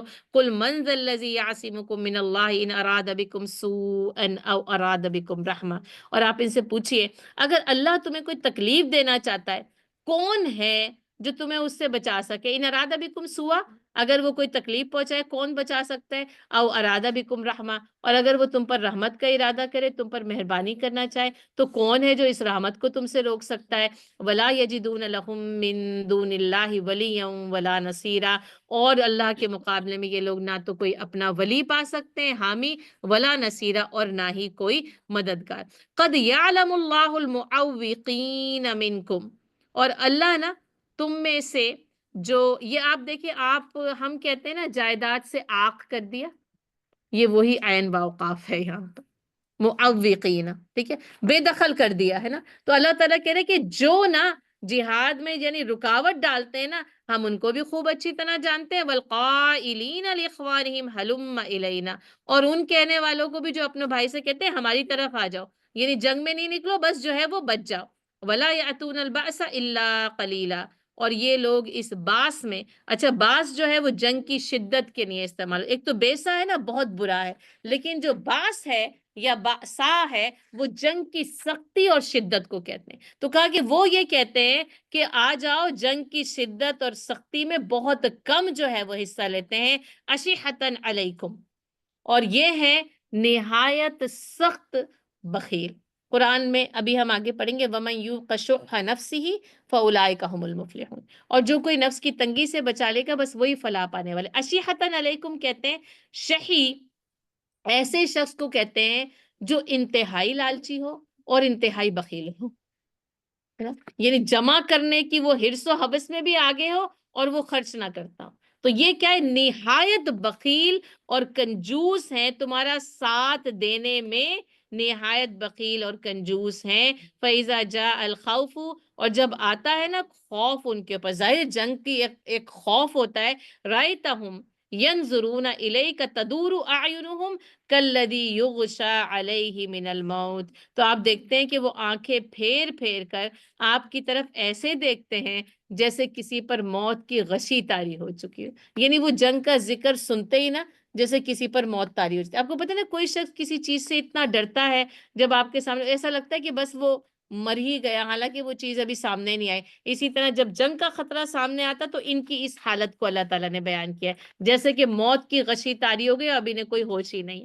فَإِذَا ذَهَبَ الْخَوْفُ، اور جب وہ خوف چلا جاتا ہے، یعنی جنگ کا خطرہ جو ہے وہ دور ہو جاتا ہے، سَلَقُوكُم بِأَلْسِنَةٍ حِدَادٍ أَشِحَّةً عَلَى الْخَيْرِ، تو اپنی زبانوں کو نا بڑا حریص بن کر، اب پہلے کیا تھا؟ ساتھ دینے میں بڑے بخیل ہیں، اس لیے میں نے کہا نا اس کے دو مطلب ہوتے ہیں، ایک حرص اینڈ بخل ہے نا، وہاں پہ بخیل کے معنوں میں آئے، یہاں پر حریص کے معنوں میں آئی ہے، اشحتن علی الخیر۔ اب کیا کرتے ہیں؟ تمہارے لیے خیر کے نا حریص بن کر جلدی جلدی باتیں کرنے لگتے ہیں، کیونکہ منافقین کا تو کام ہی کیا تھا کہ وہ باتیں جو ہے وہ بڑی اچھی کیا کرتے تھے۔ اولئک لم یؤمنوا، یہ لوگ وہ ہیں جو ہرگز ہرگز ایمان نہیں لے کر آئے، فَأَحْبَطَ اللَّهُ أَعْمَالَهُمْ، لہٰذا اللہ ان کے اعمال برباد کر دے گا، ہے نا۔ ایمان سے اعمال کی قبولیت ہے، اگر ایمان نہیں ہے تو اعمال چاہے کتنے ہی شاندار یا بہترین یا یعنی جیسے فلاح کے یا ویلفیئر کے کوئی کام کیوں نہ ہو، فَأَحْبَطَ اللَّهُ أَعْمَالَهُمْ، اللہ ان اعمال کو ضائع کر دے گا۔ وَكَانَ ذَلِكَ عَلَى اللَّهِ يَسِيرًا، اور اللہ پر یہ بات بہت آسان ہے۔ يَحْسَبُونَ الْأَحْزَابَ لَمْ يَذْهَبُوا، وہ ابھی یہی سمجھ رہے ہیں کہ لشکر گئے نہیں ہیں۔ اچھا، سب سے شروع میں نے آپ کو کہا نا کہ جو آیت تھی نا اس میں اللہ تعالیٰ نے بتایا کہ وہ آئے، ٹھیک ہے، تمہارے اوپر ان لشکروں نے چڑھائی کی، اور اب ہم نے ان پر بھیج دیا فَأَرْسَلْنَا عَلَيْهِمْ رِيحًا وَجُنُودًا لَمْ تَرَوْهَا، ایسی ہوائیں اور لشکر جن کو تم نہیں دیکھ رہے تھے۔ اب ہوا یہ کہ یہ جنگ احزاب نا اعصاب کی جنگ تھی، بہادری کی جنگ کم تھی، بلکہ ہوئی نہیں، اس عذاب میں بھی جنگ نہیں ہوئی، خندق کھود لی گئی نا، تو اب اس خندق کے وہ پار نہیں آ سکتے۔ اب یہ جو آئے نا، اہل عرب میں یہ طریقہ ہی نہیں تھا، اب جب انہوں نے آ کے خندق دیکھا ان کو پتہ ہی نہیں اب لڑنا کیسے، یعنی وہ اتنے بڑے بڑے جو ہے وہ بہادر، اور وہ وہاں پر کھڑے ہیں کہ اب ہم کیا کریں، اور اب یہ کہ جیسے وہ 3.5 میل لمبی جو ہے وہ کھودی، کہیں ایسا کوئی راستہ تھا جو ذرا تھوڑا، جس کو کہتے ہیں نا تھوڑا، انہوں نے اس کو پار کرنے کی 2-3 بار کوشش تو کی، لیکن مسلمانوں نے جو ہے اسے ناکام بنا دیا۔ ایک دو جھڑپیں جو بہت شدت کے ساتھ ہوئی ہیں، طاقت کے ساتھ ہوئی ہیں، اس میں وہی حضرت علی رضی اللہ تعالیٰ عنہ کا جو امر عبد بدر، جو 90 سال کا جو پہلوان تھا، اس کا قصہ آپ کو پتہ ہے، بہت زیادہ ہمیں روایات کے ساتھ ملتا ہے کہ اس نے کہا کہ کون مقابلہ کرے گا؟ حضرت علی رضی اللہ تعالیٰ نے کہا میں کروں گا۔ پوچھا کہ تو کون ہے؟ تو کہا کہ بن ابی طالب۔ کہا بیٹا تو لوٹ جا، وہی ہے نا کہ یعنی جسے زندگی ہو پیاری وہ وہیں سے لوٹ جائے، ہے نا۔ دوبارہ بھی کہا تو نے کہا تو چلا جا، تیرے ساتھ کوئی جنگ نہیں ہے۔ تیسری بار جب اس نے پکارا، حضرت علی رضی اللہ تعالیٰ نے کہا، تو اس نے کہا بھتیجے میں تجھے مارنا نہیں چاہتا، ہے نا۔ حضرت علی رضی اللہ تعالیٰ نے کہا لیکن میں تمہیں قتل کرنا چاہتا ہوں۔ اب دیکھیں کیا وہ آپ سوچیں ایمان، اور میں تو اس پہ حیران ہوں، 90 ایئرس کا ہے نا، اور وہ یعنی کہ وہ چھلانگ لگا کے خندق میں اترا ہے، اس کے پاس اتنی قوت اور طاقت ہے، اور حضرت علی رضی اللہ تعالیٰ نے اس کو قتل کر دیا، ہے نا۔ تو یہ واقعہ اسی جنگ احزاب میں پیش آئے۔ اچھا، اب یہ سارے واقعات پیش آ رہے ہیں، یہ بھوک کا منظر بھی ہم دیکھ رہے ہیں ان سارے ایمان افروز واقعات کے ساتھ، کہ اللہ نے امتحان بہت سخت لیا، ہنالک ابتلی المومنون، لیکن جنگ کی نوبت نہیں آئی، اور جس وقت مسلمان اب بالکل جس کو کہتے ہیں نا اعصاب ٹوٹنے والے تھے، ہے نا، اس رات کو اللہ تعالیٰ نے کیا کیا؟ وہ آندھی بھیجی، یعنی جیسے ظاہر ہے کہ وہ اتنی شدید آندھی چلی۔ اچھا، وہ مسلمانوں کے حصے میں نہیں چلی، خندق کی اس پار نہیں چلی، وہ اس پار چلی، ہے نا، اور اس نے کیا کیا؟ یہ 10,000 کے لشکر کا سب کچھ اڑا دیا۔ کہتے ہیں ان کے وہ بڑے بڑے دیگے جو چڑھی ہوئی تھی وہ پوری اس ہوا نے ہانڈیاں الٹ دی، خیمے کے جو ظاہر ہے جو لکڑیاں لگاتے تھے وہ ساری کی ساری اڑ گئیں۔ اب انہوں نے یہ وہ منافق کہہ رہے تھے نا کہ چلو، اب ابو سفیان نے، سپہ سالار اعظم وہی تھا، اس نے کہا اب ٹھہرنے کا، کیونکہ ایک تو جنگ نہیں ہو رہی، فتح حاصل نہیں ہو رہی، محاصرے کو اتنے دن گزر گئے، جو سامان لے کر آئے تھے ان کے وہم و گمان میں بھی نہیں تھا کہ ہمیں ایسے ٹھہرنا پڑے گا، وہ ویسے بھی سارا ختم ہو رہا تھا، میں نے کہا اب یہاں سے واپس جاتے ہیں، ہے نا۔ اب رات کو یہ واقعہ ہوا ہے، نبی صلی اللہ علیہ وسلم نے اس واقعے کی خبر لینے کے لیے جو ہے وہ صحابہ کرام کو بھیجا بھی ہے، وہ جا کر دیکھ کر بھی آئیں کہ کیا ہو رہا ہے، اور آپ صلی اللہ علیہ وسلم نے اللہ کا شکر ادا کیا ہے، اور صبح کے بعد آپ صلی اللہ علیہ وسلم جو ہے وہ مدینے واپس لوٹے ہیں۔ اچھا، ان کو جب خبر ملی کہ چلے گئے، انہوں نے کہا نہیں ابھی گئے نہیں ہیں، یا صابون الاحزاب علم یصبو، انہوں نے کہا نہیں ابھی گئے نہیں ہیں، حالانکہ وہ چلے گئے تھے۔ وَإِن يَأْتِ الْأَحْزَابُ يَوَدُّوا لَوْ أَنَّهُمْ بَعْدُونَ فِي الْأَعْرَابِ، اور اگر یہ لشکر چڑھ آئے نا، یعنی اللہ تعالیٰ نے تو اپنی قدرت کاملہ سے ان کو واپس کر دیا کہ اگر یہ لشکر چڑھ آئے نا تو یہ تمنا کریں گے کاش ہم جو ہے نا بادون فی الأعراب، ہم نا وہ بدوی ہوتے، اب شہر میں رہتے نا، مدینے میں یہ بدو نہیں ہے، بدو تو سائڈز میں رہتے، کہ کاش ہم وہ ہوتے۔ یسألون عن انبائکم، اور بس تمہارے حالات کبھی کبھی پوچھ لیا کرتے، کیونکہ بدوی کیا کرتے تھے، صرف جو ہے وہ خبریں لے لیا کرتے تھے کہ کیا ہو رہا ہے۔ وَلَوْ كَانُوا فِيكُمْ مَا قَاتَلُوا إِلَّا قَلِيلًا، اور اگر وہ تم میں موجود بھی ہوتے تو دشمن سے لڑائی میں کم ہی حصہ لیتے، یعنی اگر وہ ہوتے بھی تو لڑنے والے نہیں تھے، ویسے ہی وہ اس سارے معاملے سے جو ہے وہ الگ تھلگ تھے۔ لَقَدْ كَانَ لَكُمْ فِي رَسُولِ اللَّهِ أُسْوَةٌ حَسَنَةٌ، یہ وہ آیت ہے جو آپ نے ہزار بار سنی ہے، پڑھی ہے، کہی ہے۔ اس آیت میں یعنی واقعتاً نا اتنا وزن ہے، اتنا وزن ہے اس اسوہ حسنہ میں نا، یہ کامل اور مکمل اور اعلیٰ ترین اخلاق کا ایک نمونہ اللہ تعالیٰ نے میرے اور آپ کے لیے جو ہے لَقَدْ كَانَ لَكُمْ فِي رَسُولِ اللَّهِ أُسْوَةٌ حَسَنَةٌ، کہ رسول اللہ صلی اللہ علیہ وسلم کی زندگی میں تمہارے لیے ایک نمونہ کامل، بہترین، خوبصورت ترین اسوہ، اسی اسوہ سے نا یعنی اس کو سیرت کہا جاتا ہے، یعنی وہ جس پر انسان جو ہے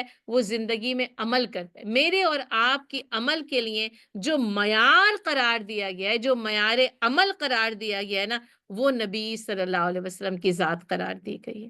اسی لیے کانا خلقہ القرآن کانا یمشی القرآن، ان کا اخلاق کیا تھا؟ قرآن کا اخلاق تھا، وہ چلتا پھرتا ہوا قرآن تھے، زمین کے نیچے اور فلک کے اوپر نبی صلی اللہ علیہ وسلم سے بہترین سیرہ رکھنے والا، اخلاق رکھنے والا اور فضائل رکھنے والا انسان جو ہے وہ چلا نہیں ہے۔ لیکن بات نا یہی ہے کہ کاش ہم نے اس اسوہ حسنہ کی روشنی سے اپنی زندگیوں میں اجالا کیا ہوتا، ہم اپنے اخلاق کو، اپنی زندگی کو، اپنے عمل کو نبی صلی اللہ علیہ وسلم کے نقش قدم پر ڈال دیتے۔ اللہ تعالیٰ کہتے ہیں سب سے بہترین جو اسوہ ہے تمہارے لیے رسول اللہ صلی اللہ علیہ وسلم کی زندگی۔ بات یہی ہے، دعوے بہت کرتے ہیں، کلام بہت ہے، شاعری بہت ہے، نثر بھی بہت ہے، کتابوں پر کتابیں اس اسوہ حسنہ پر لکھی جاتی ہیں، لیکن سوال یہی ہے، بات یہی ہے کہ اس پر میرا اور آپ کا عمل کتنا ہے۔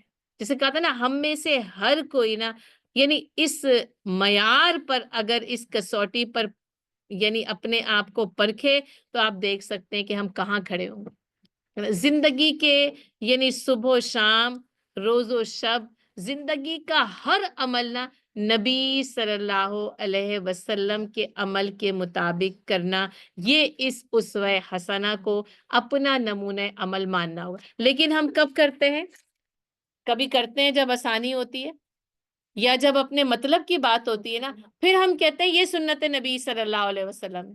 اور جب مشکل آتی ہے نا، جب یہ ضرب دل پر پڑتی ہے، جب اپنے جذبات پر، اپنی خواہشات کو کبھی کاٹنا پڑے نا، پھر آپ کہتے ہیں دیکھیں وہ تو نبی تھے، میں اور آپ تو ایسا نہیں کر سکتے نا، ہم کیسے؟ دیکھیں وہ تو رسول اللہ کی بات تھی نا، ہے نا۔ اور جب جہاں پہ آپ کو اپنے مطلب کی بات، آپ کہتے ہیں یہ تو سنت نبی صلی اللہ علیہ وسلم، یہ حلوہ تو میں نے ضرور کھانا ہے، کیونکہ میٹھا کھانا سنت نبی صلی اللہ علیہ وسلم۔ کتنی سنتوں کو میں اور آپ پورا کرتے ہیں اور کتنی سنتوں کو نظر انداز کر دیتے ہیں، کیا کیا نہ گزرا نبی صلی اللہ علیہ وسلم کی زندگی، ہر وہ مرحلے جو ہر انسان کی زندگی میں گزرتے ہیں اور گزر سکتے ہیں، اس کی ایک نہ ایک جھلک ہمیں نبی صلی اللہ علیہ وسلم کی زندگی میں پتہ چلے۔ اچھا، اس کو جاننے کے لیے پھر ضروری کیا ہے؟ سیرت النبی صلی اللہ علیہ وسلم کا مطالعہ، اور ایک بار کافی نہیں ہے، سیرت النبی نا یعنی بار بار بار بار اس کا مطالعہ، اس کو سیکھنے کی ضرورت ہے، اس کو ہر لمحہ با لمحہ اور ہر مرحلہ وار نا سیرت النبی صلی اللہ علیہ وسلم کو جاننے کی ضرورت ہے۔ اور واقعتاً یعنی سچ یہی ہے کہ رخ مصطفیٰ ہے وہ آئینہ، کہ اب ایسا دوسرا کوئی آئینہ نہ ہماری بزم خیال میں، نہ دکان آئینہ ساز میں۔ آپ صلی اللہ علیہ وسلم سے بہترین اس دنیا میں نہ آپ صلی اللہ علیہ وسلم سے پہلے کوئی ہوا، اور نہ ہی آپ صلی اللہ علیہ وسلم کے بعد جو ہے وہ کوئی ہو سکتا ہے۔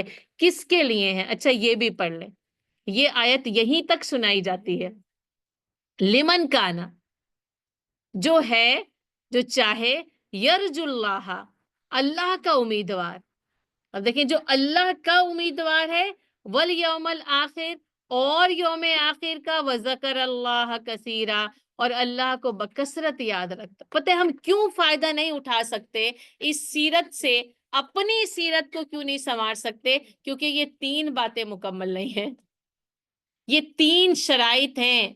کس کے لیے ہیں وہ اسوہ حسنہ، یا اس اسوہ حسنہ سے پوری اور مکمل طور پر کون فائدہ اٹھا سکتا ہے؟ لمن کانا یرجو اللہ والیوم الآخر وذکر اللہ کثیرا، اور وہ اللہ کا ذکر کثرت کے ساتھ کرنے والا، یوم آخر پر یقین رکھنے والا، اور اللہ کا امیدوار ہو۔ اللہ کی ذات کی چاہت بھی اس امید میں ہے، اور اللہ کی ذات سے ملاقات کی امید بھی اس کے اندر شامل ہے۔ یہ تین شرائط پوری ہو جائے نا تو زندگی کی بنیاد نا اس تعمیر سیرت کی بنیادوں پر ہونے لگے گی۔ اسوہ حسنہ موجود ہے، اور ان تین صفات کے ساتھ، ان تین خصوصیات کے ساتھ اس اسوہ حسنہ سے مکمل اور بھرپور طور پر فائدہ اٹھایا جا سکتا ہے۔ وَلَمَّا رَأَى الْمُؤْمِنُونَ الْأَحْزَابَ، اور جب مومنوں نے گروہ دیکھا، یعنی احزاب دیکھے، لشکر دیکھے۔ اچھا اس سے پہلے انہوں نے دیکھے تھے تو ان پر کیا ہوا تھا؟ موت کی غشی طاری ہو گئی۔ اچھا مومنین نے جب عذاب دیکھے تو پھر کیا ہوا؟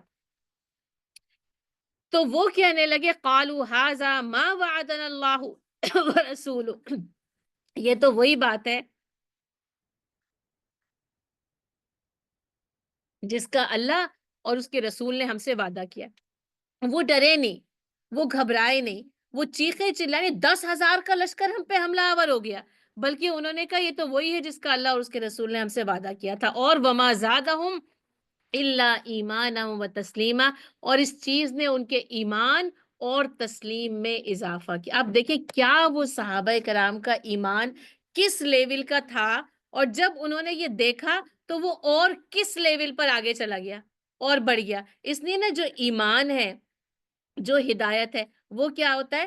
اس میں اضافہ ہوتا ہے، وہ ایلیویٹ ہوتا ہے، کبھی ڈاؤن بھی ہو سکتا ہے، اس میں اپ اینڈ ڈاؤنس ہیں۔ ایمان میں، ہدایت میں، تقوی کے لیولز نا جیسے وہ ایسے ایسے ہوتے رہتے ہیں نا۔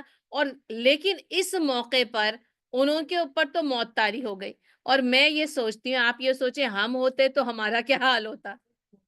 ہم پر بھی ایسے، ہم تو ڈھائی یا کریں گے کیسے اس چھوٹی چھوٹی سی زندگی کے مسائل میں اپنا دل پکڑ کے بیٹھ جاتے ہیں ہم، اور 10,000 کے لشکر کو سامنے دیکھ کر کیا ہونا تھا؟ وما زادہم الا ایمانا و تسلیما، میں کہتی ہوں وہ شوٹ کیا آسمان پہ جا کر ان کا ایمان پہنچا، اور پھر وہ آتا ہے نا قالوا حسبنا اللہ و نعم الوکیل، کہ بس اللہ کافی ہے، اور وہ جو وکفا باللہ وکیلا، بس اس کو اپنا وکیل جو ہے وہ بنا لیجیے۔ اور اللہ نے اہل ایمان کی بڑی خوبصورت انداز میں یہاں پر ان صحابہ کرام کی تعریف بیان کی، من المومنین، اور مومنوں میں سے ہی کچھ ایسے ہیں، رجال صدقوا ما عاہدوا اللہ علیہ، کہ انہوں نے جو اللہ سے عہد کیا تھا اسے سچا کر دکھایا، ہے نا؟ یعنی کہ انہوں نے جو عہد کیا تھا اور اللہ کے عہد پر وہ ایمان لا کر انہوں نے کہا یہ اللہ کا وعدہ سچا ہے، اور انہوں نے اپنی جان کو جان آفری کے سپرد کر دیا۔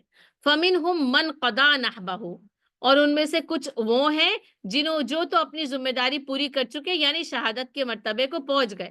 وَمِنْهُمْ مَنْ يَنْتَظِرُ، اور کچھ لوگ ہیں وہ کیا ہیں؟ ابھی منتظر ہیں، انتظار کریں۔ آپ دیکھیں وہ اس وعدے کے پورا کرنے کا انتظار کرتے تھے، وہ شہادت کا انتظار کرتے تھے، کیونکہ شہادت کی تمنا تھی نا ان کے دل میں۔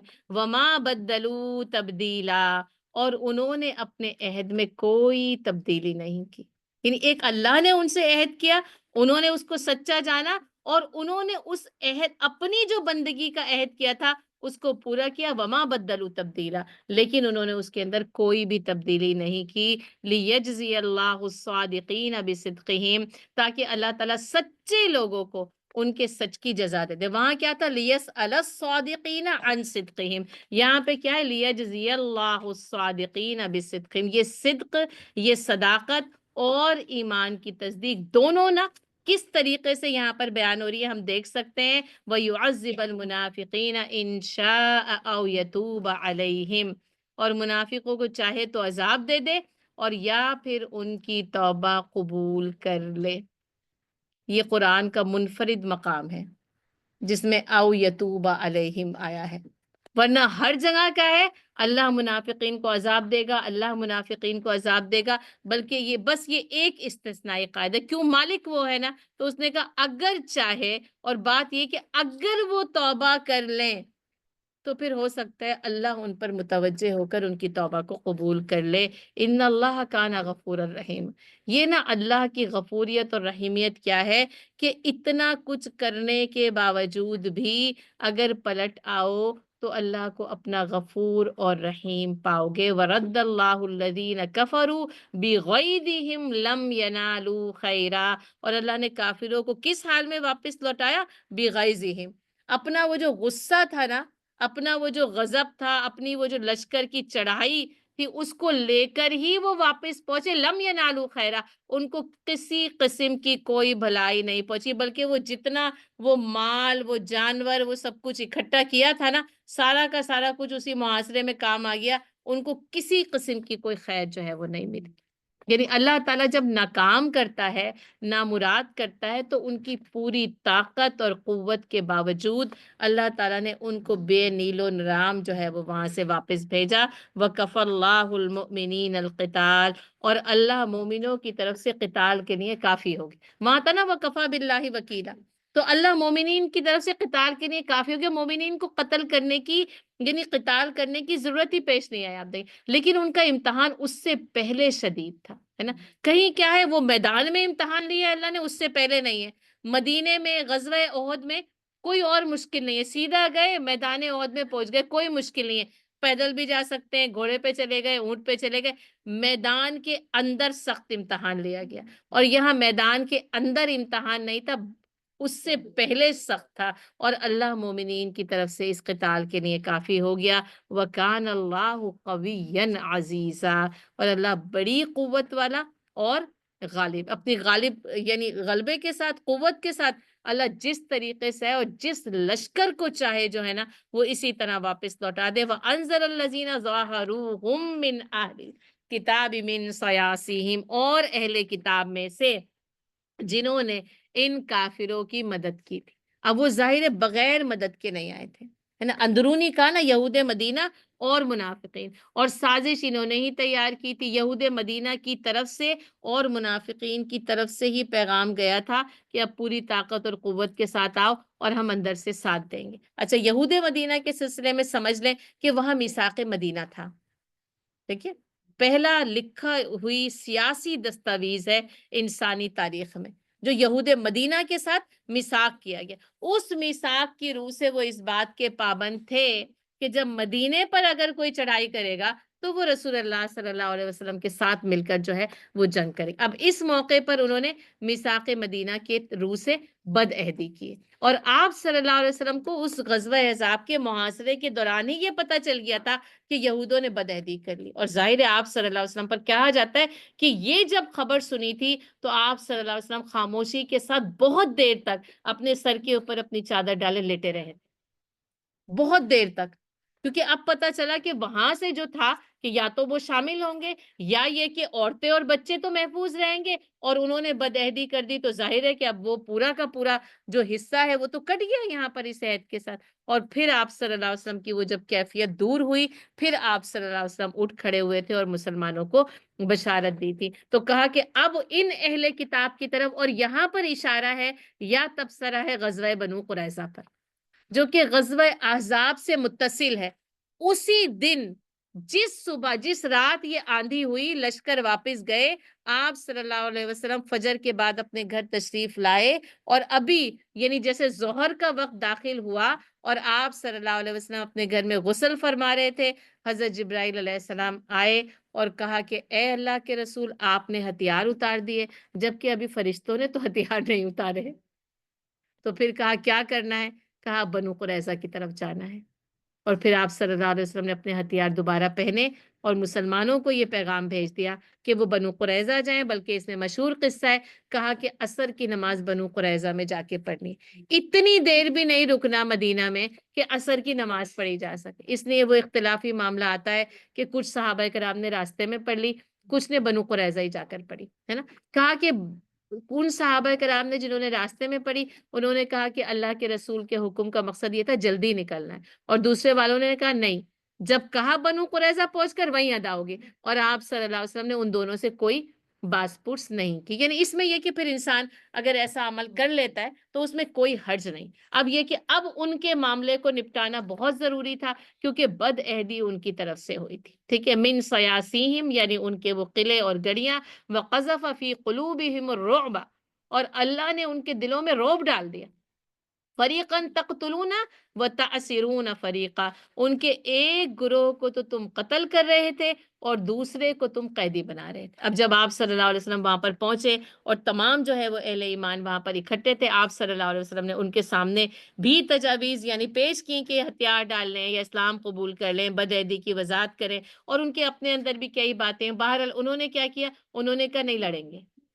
ہے نا، اور وہ قید ہو گئے، اور رسول اللہ صلی اللہ علیہ وسلم اور صحابہ کرام جو ہے وہ باہر تھے، اور یہاں تک کہ پھر رسول اللہ صلی اللہ علیہ وسلم نے خود جو ہے وہ حضرت سعد بن معاذ رضی اللہ تعالیٰ عنہ کو بلوایا۔ حضرت سعد بن معاذ رضی اللہ تعالیٰ عنہ بڑے جلیل القدر جو ہے وہ صحابہ میں سے ہیں، ان کا مقام انصار مدینہ میں وہی ہے جو مہاجرین مکہ میں حضرت ابوبکر صدیق رضی اللہ تعالیٰ عنہ کا ہے، ٹھیک ہے۔ غزوہ احزاب میں شدید زخمی ہوئے، بلکہ کہتے ہیں ایک تیر ان کو آ کے لگا جس سے ان کی یہاں کی ایک رگ کٹ گئی، ہے نا، اور اس سے خون بند نہیں ہو رہا تھا۔ آپ کو پتہ ہی ہے یہ ساری رگیں جو دل کی طرف جو جاتی ہیں، کہتے ہیں بہت بڑی کوئی رگ ہوگی جو کہ اس سے کٹ گئی اور اس سے خون بند نہیں، ان کا جو جس کو کہتے ہیں نا میڈیکل ٹینٹ جو ہے وہ مسجد نبوی کے صحن میں لگوایا گیا تھا، وہ ساتھ نہیں گئے، آپ صلی اللہ علیہ وسلم نے ان کو بلوایا، کیونکہ وہ تھے بہت قدیم زمانے سے ان کے حلیف جو ہے وہ سعد بن معاذ رضی اللہ تعالیٰ تھے بنو قریظہ کے، اور آپ صلی اللہ علیہ وسلم نے چاہا کہ یہ فیصلہ سعد بن معاذ کریں، اور آپ صلی اللہ علیہ وسلم نے کہا کہ اپنے سردار کو بلا کے لے کر آؤ، اور وہ آئے گئے اور ان سے کہا گیا کہ فیصلہ کریں۔ انہوں نے کہا کیا یہ فیصلہ جو ہے وہ میرا فیصلہ قبول کیا جائے گا؟ کہا کہ ہاں کیا جائے گا۔ تو پھر انہوں نے دوبارہ پوچھا کیا میرا یہ فیصلہ یہاں کے سارے لوگوں کے اوپر نافذ ہوگا، ہے نا، اور ان کا اشارہ یہ تھا کہ کیا رسول اللہ صلی اللہ علیہ وسلم بھی میرے اس فیصلے کو مانیں گے؟ اور کہتے ہیں یہ کہتے ہوئے انہوں نے اپنے چہرے کو جھکایا ہوا تھا احترام اور تعظیماً۔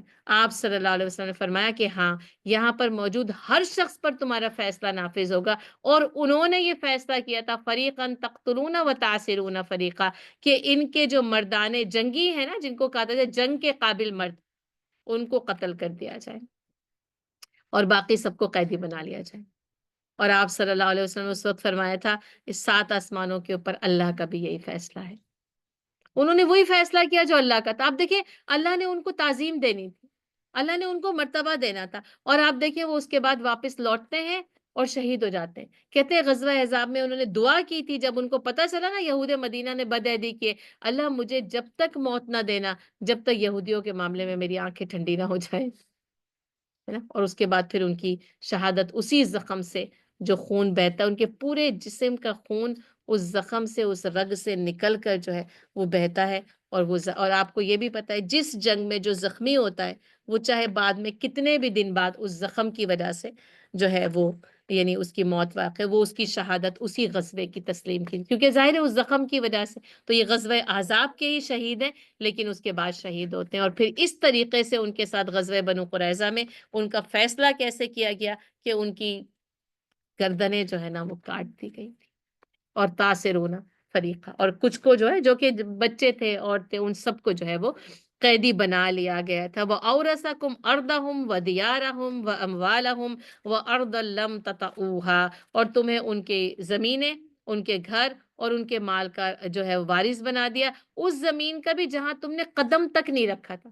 آپ دیکھیں وہ کیا ہوئے تھے، محصور ہو گئے نا، اور پھر اللہ نے روب بھی ڈالا، اور انہوں نے کہا پھر فیصلہ کیا گیا، اور ان کے اوپر جو ہے وہ نافذ بھی کیا گیا۔ اور یہ زمین وہ تھی جس پر گھوڑے نہیں دوڑے، جنگ نہیں ہوئی، ٹھیک ہے، اور اس جنگ نہ ہونے کے نتیجے میں جو مال حاصل ہوتا ہے وہ مال فے کہلاتا ہے، یاد رکھیے گا۔ تو یہ مال فے تھا جو غزوہ بنو قریظہ سے ملا۔ وَكَانَ اللَّهُ عَلَى كُلِّ شَيْءٍ قَدِيرًا، اور اللہ تعالیٰ ہر چیز پر پوری پوری قدرت رکھنے والا ہے۔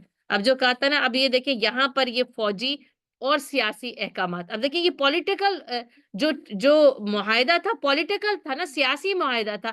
اب اس ضمن میں کیا ہوا یہ بھی بتا دیا گیا۔ اب پھر لوٹتے ہیں اسی آئلی اور معاشرتی قوانین پر، جو کہ بنیادی طور پر جو ہے وہ غزوہ احزاب میں موجود ہیں، اور وہ کیا ہے، وہی ازواج، وہ ازواج امہاتکم۔ اب ان کا جو ہے نا وہ مضمون خاص طور پر براہ راست بیان کیا جا رہا ہے۔ یا ایھا النبی، اے نبی صلی اللہ علیہ وسلم، کل ازواج کا، آپ اپنی بیویوں سے کہیے، ان کنتن تردن الحیات الدنیا، اگر تم دنیا کی زندگی چاہتی ہو، وزینتہا، اور اس کی زینت۔ اب دیکھیں ایک دنیا کی زندگی کو الگ قرار دیا گیا، اور ایک اس کے بعد اس کی زینت ہے، اور اصل معاملہ اس کی زینت کا ہی ہے۔ وہی جو ہے نا وہ مجھے اور آپ کو جو پریشان رکھتی نا، اس کی چمک دمک، اس کی رنگینی، اس کی رانائی، اس کی دلکشی، کہ اگر وہ چاہتی ہیں فتعالین، تو ان سے کہو آؤ، امتعکنہ، میں تمہیں کچھ متاع، کچھ بھی تھوڑا بہت جو کچھ ہے وہ دے دوں، وَأُسَرِّحْكُنَّ سَرَاحًا جَمِيلًا، اور تمہیں رخصت کروں بہت خوبصورت اور بھلے طریقے سے رخصت کرنا۔ یہ آیت نا آیت تخیر کہلاتی ہے نا، اختیار دیا گیا ازواج مطہرات کو کہ یا تو دنیا کی زندگی اور زینت کو اختیار کر لیں، وَإِن كُنتُنَّ تُرِدْنَ اللَّهَ وَرَسُولَهُ، یا پھر اللہ اور رسول کا ارادہ، وَالدَّارَ الْآخِرَةَ، اور یا پھر دار آخرت، یا پھر آخرت کا گھر۔ یعنی یہاں پر پھر تین چیزیں، یعنی حیات الدنیا و زینتہا دو ہیں، اور اس کے بالمقابل دو چیزیں، یعنی اللہ، رسول اور آخرت کی زندگی۔ اصل میں تو حیات الدنیا و زینتہا کے بالمقابل دار آخرت ہے، لیکن دار آخرت کیسے ملے گا جب تک اس سے پہلے اللہ اور رسول نہ آئے، ہے نا؟ تو اگر یہ ارادہ ہے تو یا یہ سوچنے وَالدَّارَ الْآخِرَةَ، اور اگر وہ دار آخرت کا ارادہ کرے فَإِنَّ اللَّهَ أَعَدَّ لِلْمُحْسِنَاتِ مِنْكُنَّ أَجْرًا عَظِيمًا، اللہ تعالیٰ نے تم میں سے نیکوکاروں کے لیے بہت بڑا اجر تیار کر رکھا ہے۔ ہوا یہ تھا، یہ آیت تخیر کیوں نازل ہوئی؟ اب ہم نے دیکھ لیا غزوہ احزاب میں بھوک دیکھ لی، دو پتھر بندھے ہوئے ہیں، اور حضرت عائشہ رضی اللہ تعالیٰ عنہ کا فرمان ہم سب نے سنا ہوگا کہ ہمارے گھر میں کئی کئی مہینے ایسے گزر جاتے، یا کئی کئی چاند ایسے گزر جاتے کہ گھر میں چولہا نہیں جلتا تھا۔ اور میں کہتی ہوں ہمارا چولہا بند ہی نہیں ہوتا ہے۔ آپ کہتے ہیں بند کروں، پھر کوئی کام، پھر کوئی کام، اور پھر کوئی کام۔ اللہ کا شکر ادا کرنا چاہیے، کیونکہ ہم جتنے فرجائل ہم ہو گئے ہیں نا، جتنے ہم ان چیزوں کے جو ہے نا، جس کو کہتے ہیں نا کہ ہم بس ڈیپینڈ کرنے لگے ہیں ان ساری چیزوں کے اوپر نا، ان کے بغیر زندگی لگتا ہے بس وہ بند ہو جائے۔ ایک کچھ گھنٹوں کے لیے پانی بند ہو تو مجھے لگتا ہے زندگی بند ہو گئی ہے گھر میں۔ ہیٹر نہیں چل رہا ہو تو آپ پریشان ہیں، آپ کا چولہا نہ چل رہا ہو تو آپ پریشان ہیں، جبکہ وہ کچھ دیر بعد چل جائے گا، اور اس کے علاوہ بھی آپ کے پاس ہزاروں لاکھوں آپشنز ہیں۔ وہاں پہ کیا دو آپشنز تھے؟ کھجور اور پانی۔ ہم نا کھجور بھی فیشن کے طور پہ کھاتے ہیں، میں آپ کو بتاؤں، غذا کے طور پہ کھائیے کبھی کھجور؟ کبھی نہیں۔ ابھی ہاں رمضان میں کھجوروں کا موسم آ جائے گا، روزہ کھولنے کے لیے ایک بیچاری معمولی سی کھجور کا ہم سہارا لیتے ہیں، اور اس کے بعد ہماری ٹیبل نا یہاں سے یہاں تک جو ہے نا وہ وسیع اور عریض ہوتی ہے۔ یہ اس لیے بتا رہی ہوں کہ پتہ چلے کہ آخر کیا حالات تھے، اور اس میں ہوا یہ کہ جب یہ ہوا نا، یہ فتوحات جب ہونے لگی، ظاہر مال غنیمت چیزیں آتی، تو ازواج مطہرات نے اپنی بھوک کو دور کرنے کا مطالبہ کیا تھا۔ اس لیے بعض اوقات یہ سمجھ لیا جاتا ہے کہ ازواج مطہرات نے، کیونکہ جب وہ دنیا کی زندگی اور زینت کا لفظ آتا ہے نا، تو ہم پتہ نہیں وہ کون سی زینت کو سمجھ لیتے ہیں۔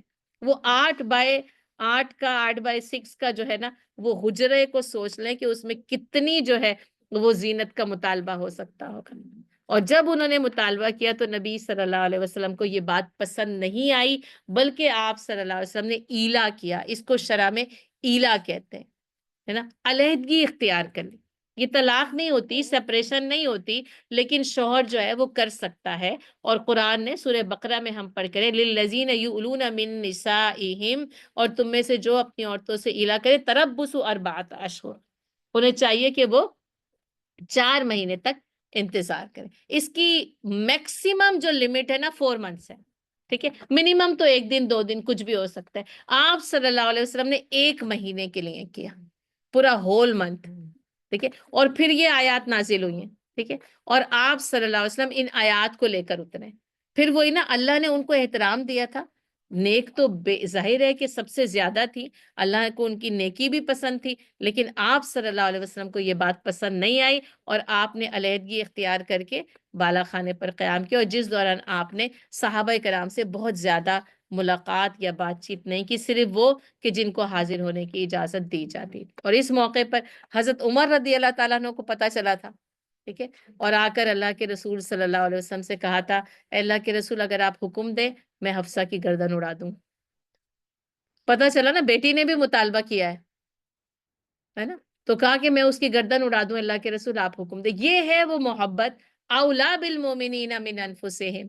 آپ دے، اور وہ تو ویسے ہر کسی کی اڑانے کو تیار رہتے تھے، لیکن بیٹی کی اڑانا اتنا آسان نہیں تھا. یہ تو جب محبت وہاں جائے نا تو تبھی پتہ. اور یہ کہ آپ دیکھیں ہمارے اگر کسی بیٹی کا باپ ہوتا تو وہ کیا کرتا؟ پہلے تو ویسے ہی تم نے بھوک میں رکھا ہوا ہے، اور اگر وہ کچھ مطالبہ کری تو تمہیں پورا کرنا چاہیے. اچھا میں آپ اگر اللہ کے رسول، اور آپ تو اللہ کے رسول ہیں، آپ اللہ سے جو مانگے مل جائے گا، آپ دیں میری بیٹی کو جو دینا چاہتے ہیں.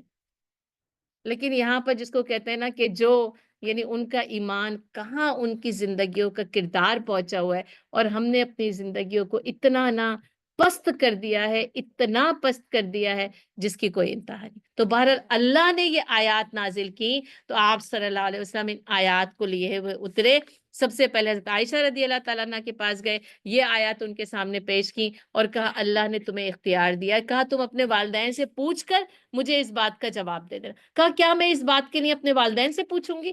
میں اللہ رسول اور دار آخرت کو ترجیح دیتی ہوں. اور پھر ساری ازدواج مطہرات نے یہی جواب دیا ہے نا. یعنی یہ ایک بتایا گیا. اور آپ دیکھیں پھر وہی نا آئلی زندگی، آغاز نبی صلی اللہ علیہ وسلم کا گھرانہ ہے، لیکن ہر گھر میں یہ فیملی لائف ہے.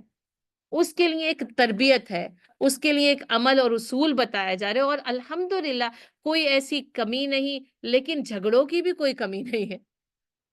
اتنی آسانیوں کے باوجود لڑائی جھگڑے اختلافات مسائل ہیں کہ ختم ہونے کا نام نہیں لیتے. دیکھیں اپنے آپ کو اگر سپرد کر دیں نا اللہ رسول اور دار آخرت کے، فَإِنَّ اللَّهَ أَعَدَّ لِلْمُحْسِنَاتِ مِنْكُنَّ أَجْرًا عَظِيمًا، تو اللہ تعالیٰ پھر کیا کرے گا؟ اجر عظیم دے گا. اللہ نے محسنات کے لیے، درجہ احسان کی نیکی کرنے والوں کے لیے اجر عظیم تیار کر رکھا ہے. یا نساء النبی، اے نبی کی بیویوں. یہ بھی نا بڑا ہی یعنی جس کو کہتے ہیں جو خطاب ہے نا ان کے لیے بڑا ہی اعزاز ہے کہ اللہ کہتا ہے یا نساء النبی من یاتی منکن بفاحشۃ مبینۃ یضاعف لها العذاب ضعفین، اگر تم میں سے کوئی کھلی بے حیائی کا ارتکاب کرے گی تو اسے دگنا عذاب دیا جائے گا. ہے نا؟ کیوں؟ رتبہ بڑا ہے، مرتبہ بلند ہے. جن کے رتبے ہیں سوا، ان کی سوا مشکل ہے. یہ اتنا آسان نہیں ہے میں وزیر اعظم بن جاؤں، میں صدر بن جاؤں، مجھے پوری دنیا کی ملکہ کا ٹائٹل مل جائے نا. یہ اتنا بڑا احترام اللہ تعالیٰ دے رہے، لیکن اس کے باوجود کیا ہے؟ اگر تم نے کسی بھی غلطی کا ارتکاب کیا لہل عذاب ضعفین، تو تمہیں دگنا عذاب دیا جائے گا. آپ صلی اللہ علیہ وسلم کو 2 لوگوں کے برابر بخار ہوتا تھا. کہا بخار پٹی کے اوپر سے محسوس کیا جا سکتا تھا، چھونے کی ضرورت نہیں ہوتی. صحابہ کرام کہتے ہیں، حضرت انس رضی اللہ تعالیٰ نے بھی میرا خیال ہے بیان ہے کہ ایک بار آپ صلی اللہ علیہ وسلم کو بخار ہوا، میں آپ صلی اللہ علیہ وسلم کے پاس تھا تو لگتا تھا کہ جیسے گرم ہوا میری طرف آ رہی ہے نا. جب وہ رتبہ بلند ملتا ہے نا تو پھر ظاہر ہے کہ وہ آزمائش نا وہ شدید ہو جاتی ہے. لَهَا الْعَذَابُ ضَعِفًا وَكَانَ ذَلِكَ عَلَى اللَّهِ يَسِيرًا، اور اللہ کے لیے یہ بہت آسان ہے. وَمَن يَقْنُتْ مِنكُنَّ لِلَّهِ وَرَسُولِهِ وَتَعْمَلْ صَالِحًا نُؤْتِهَا أَجْرَهَا مرتين، اور جو تم میں سے اللہ اور اس کے رسول کی فرما بردار بن جائے گی. یہ جو یقنوت ہے نا، یہ قانتہ جو ہے وہ اللہ کی سچی فرما برداری، عاجزی کے ساتھ فرما برداری کے لیے قنوت کا لفظ جو ہے وہ استعمال کیا جاتا ہے. اور کرے وہ تعمل صالحہ، نیک عمل. اب یہ نہیں کہ بس میں عاجز ہو گئی، فرما بردار ہو گئی تو سارے اعمال سے بے نیازی ہو جائے. اب دیکھیں کہیں بھی عمل سے بے نیازی کو بیان نہیں کیا گیا ہے. اور کرے وہ نیک عمل نوتہا اجرہا مرتین، تو ان کو 2 اجر ملیں گے. ٹھیک ہے. اب جہاں عذاب دگنا مل رہا ہے نا، تو اجر بھی دگنا مل رہا ہے. تو اس لیے میرے اور آپ کے لیے کوئی اعتراض کا موقع نہیں کہ انہیں 2 اجر کیوں دیے جائیں گے. اس لیے کہ بڑی، جس کو کہتے ہیں نا، بہت نازک، بہت حساس، بہت ہی بھاری اور اہم منصب ہے جو ان کو عطا کیا گیا ہے. اگر ذرا سی بھی لغزش ہوتی ہے، پوری امت کی لغزش ہے. ٹھیک ہے. اسی لیے عذاب بھی دگنا دیا جائے گا، اور جو اگر نیک عمل کرتی ہیں اجرہا مرتین، اور ان کو اجر بھی جو ہے وہ دوہرا دیا جائے گا. وَأَعْتَدْنَا لَهَا رِزْقًا كَرِيمًا، اور ان کے لیے ہم نے عزت کی روزی تیار کر رکھی ہے. یعنی اب یہ کہ یہاں پہ رزق کی کمی تھی نا، اور اس کا مطالبہ تھا، تو اللہ نے کیا اس کو کمپنسیٹ کیسے کیا؟ اللہ نے اس کا نعم البدل کیا کیا؟ اللہ نے تمہارے لیے رزق کریم تیار کر کے، یہ چند یعنی دنیا اور فانی زندگی کی چیزوں کے لیے کیوں اپنے آپ کو پریشان کرنا؟ اللہ کے ہاں رزق کریم تیار ہے. یا نساء النبی، اے نبی صلی اللہ علیہ وسلم کی بیویوں، لستن کا احد من النساء، تم عام عورتوں کی طرح نہیں ہو. یہ بڑا اعزاز جس کو کہا نا مرتبہ، ان کا یہ تعلق نا، واقعی ان کا مرتبہ یہ ہے. ایسی مبارک ہستیاں ہیں جن کو اللہ نے نبی صلی اللہ علیہ وسلم کی بیویاں ہونے کا شرف بخشا ہے. کہا لستن کا احد من النساء، تم عام عورتوں کی طرح نہیں ہو. ان اتقیتن، اگر تم تقوی اختیار کرو، فلا تخدعن بالقول، اور اگر تم جو ہے جو بات میں نا کیا کرو، خدا قول کرتے ہیں آواز کو جیسے پست کرنا. ٹھیک ہے. تو اپنی آواز کو تم پست رکھو. فَيَطْمَعَ الَّذِي فِي قَلْبِهِ مرض، اور ورنہ جس شخص کے دل میں روگ ہے نا، وَقُلْنَا قَوْلًا مَعْرُوفًا، تو وہ کیا کرے گا؟ فَيَطْمَعَ، وہ کوئی طمع کر لے. اس لیے میں نے آپ کو کہا کہ مائیں قرار دیا گیا لیکن پردہ نہیں اٹھایا گیا. اس لیے کہ وہاں منافقین بھی ہیں، وہاں یہود مدینہ بھی ہیں، وہ کوئی کافر وہ اسلام کے روپ میں بھی آ جائے گا. اس لیے اور اس پردے میں یہاں پر ازدواج مطہرات کے لیے جو بات شروع کی گئی، وہ سب سے پہلے اس کانٹیکس اور ترتیب میں آواز کا پردہ. ٹھیک ہے. تو یاد رکھیے آواز کا بھی پردہ ہے. باقی سارے پردوں کے ساتھ ساتھ آواز کا بھی پردہ. اچھا وہ کیسا پردہ ہوگا کہ گونگے ہو جائیں؟ نہیں. بات کیا ہے؟ لوچ دار، نرم، شیرینی، مٹھاس والی باتیں اور زبانوں میں بات نہیں کی جائے گی. یہ گھنٹوں گھنٹوں گپے کرتے رہنا، ہر طرح کی باتیں کر لینا، دوستوں کے شوہروں سے، شوہروں کے دوستوں سے، رشتہ داروں سے جو کہ نامحرم ہے نا. تو کہا کہ پھر کیا سب سے پہلے کہ آواز کو پست کیا. اچھا ویسے یہ جیسے پردے کے بعد یا پردہ تو ہو گیا، کرٹن تو ہے، من ورائے حجاب تو ہے، آواز ہوگی، لیکن آواز بھی نا اسٹریٹ فارورڈ ہونی چاہیے. یاد کریں. اب یہ نہیں ہے کہ کرخت آواز ہو اور وہ ڈانٹنے والا انداز نہیں، لیکن ایسی سیدھی بات ہونی چاہیے جس کے دل میں فی قلب ہی مرض، جس کے دل میں روگ بھی ہے نا، وہ بھی یعنی اس آواز سے اس کا روگ بھی مٹ جائے گا، وہ روگ اور آگے نہیں بڑھے گا.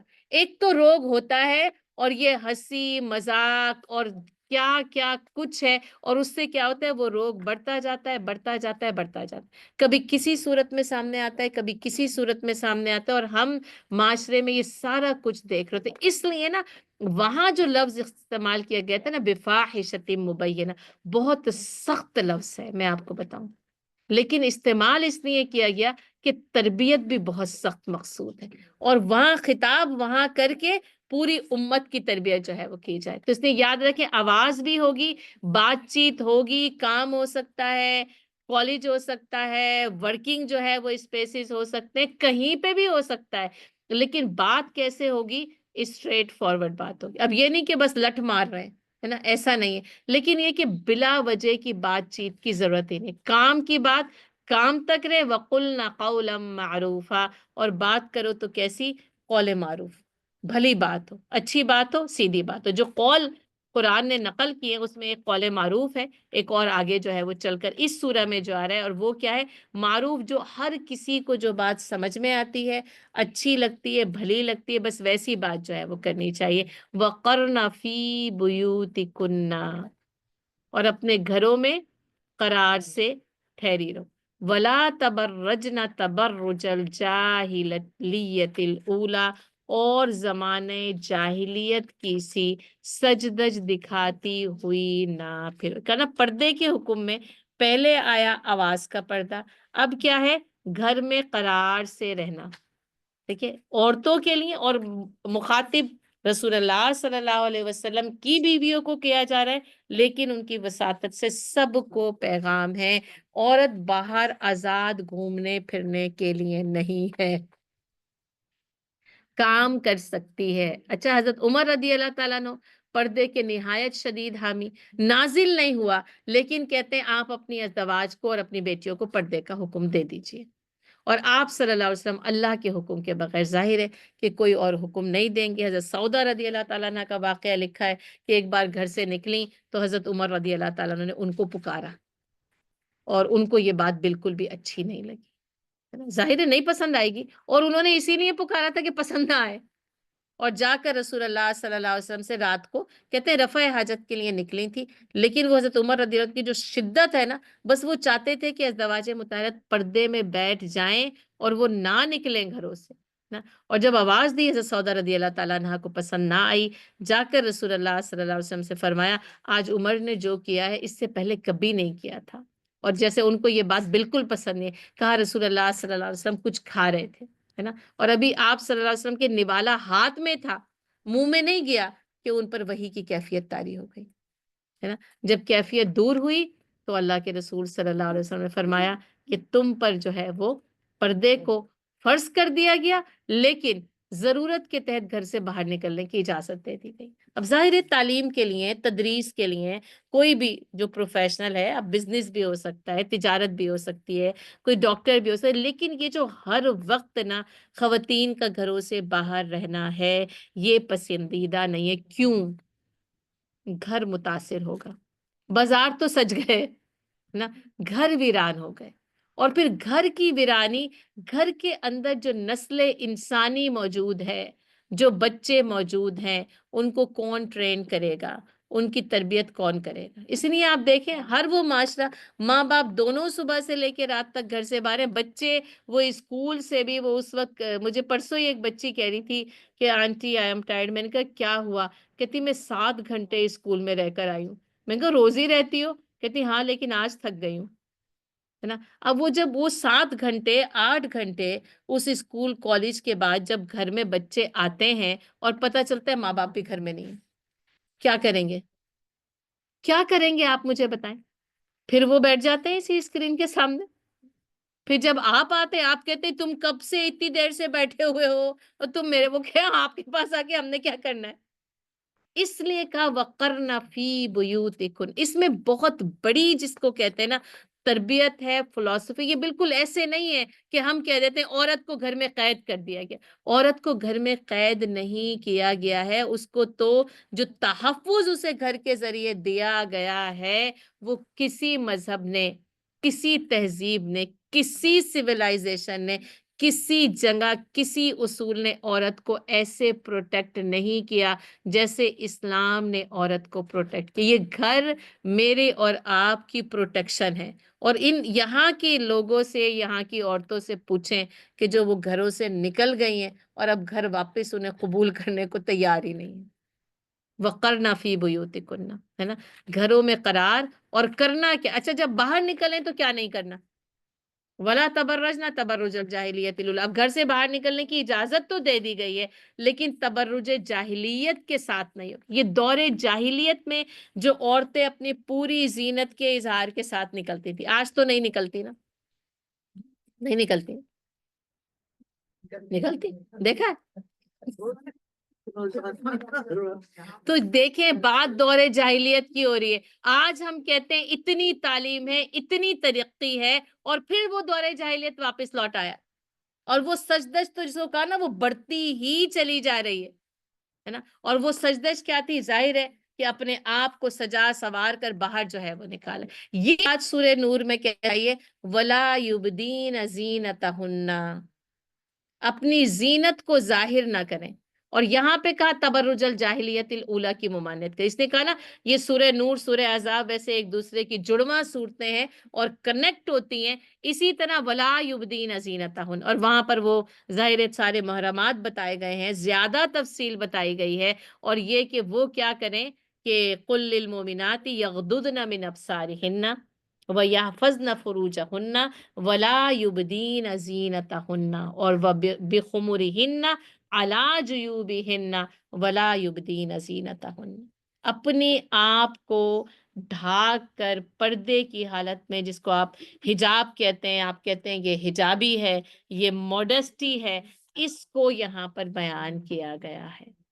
ٹھیک ہے. اور وہ کیا ہے جس میں کا زینت کا اظہار نہیں ہے، اور زینت کی نمائش تبرج کہلاتی ہے. اچھا یہ برج سے ہے، برج الخلیفہ سب کو یاد ہے. اور یہاں پہ کتنے برج ہیں؟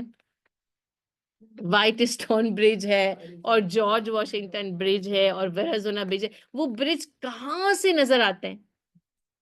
کتنے مائلز مائلز دور سے نظر آتے ہیں نا. تو تبرج کا مطلب یہی ہے کہ وہ زینت دور سے جو ہے وہ نمایاں ہو رہی ہے. ٹھیک ہے. اور اس کے اندر جو چیزیں شامل ہو جاتی ہیں نا، اپنی جس کو کہتے ہیں فزیکل بیوٹی ہے جو اٹ سیلف اللہ نے عورت کو دی ہے. ٹھیک ہے. اور اس کو پھر اور سنوارنا، اس میں اس کا لباس، ٹھیک ہے، اس میں اس کے زیورات، ٹھیک ہے، اس میں اس کی خوشبو. یہ جو پرفیومز ہیں کہاں کہاں ان کی قیمت ترقی کرتی ہے، اور کیسے کیسا اس کا استعمال کہ جب وہ لگا کے نکلتے ہیں نا دور دور تک معطر ہوتی ہے فضا. اس کا مطلب یہ نہیں کہ آپ کے جسم سے بدبو اٹھ رہی ہو، بدبو کی ممانعت ہے، لیکن تیز خوشبو اتنی کہ لوگوں کی ناکوں میں پہنچ کر متاثر ہو، منع کیا گیا ہے. اور پانچویں نا یعنی آواز سمجھ لیں، اور اس آواز میں بھی نا زیورات کی جھنکار بھی شامل ہے. اور یہ اپنی آواز جو اس سے پہلے باہر نکلیں گے آواز کے ساتھ بات چیت ہے، اعلان ہے، پھر ملکہ ترنم بھی ہوتی ہیں.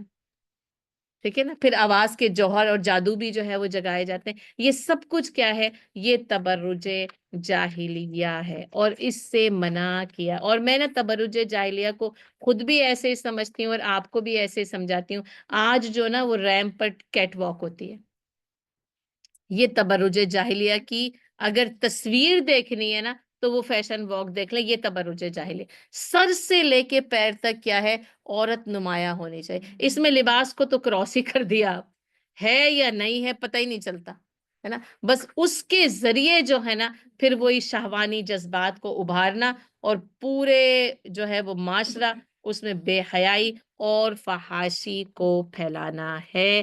اس لیے جس کو کہا نا دل کا بھی پردہ ہے، آنکھ کا بھی پردہ ہے، سوچ کا بھی پردہ ہے، لباس کا بھی پردہ ہے. ہر پردے کو بیان کیا گیا ہے، صرف ایک پردہ نہیں ہے. آپ کہتے ہیں پردہ تو آنکھ میں ہوتا ہے، کہتے ہیں پردہ تو دل میں ہوتا ہے. یہ آنکھ جب بے پردگی دیکھتی ہے تو کیا کیا سوچتی ہے؟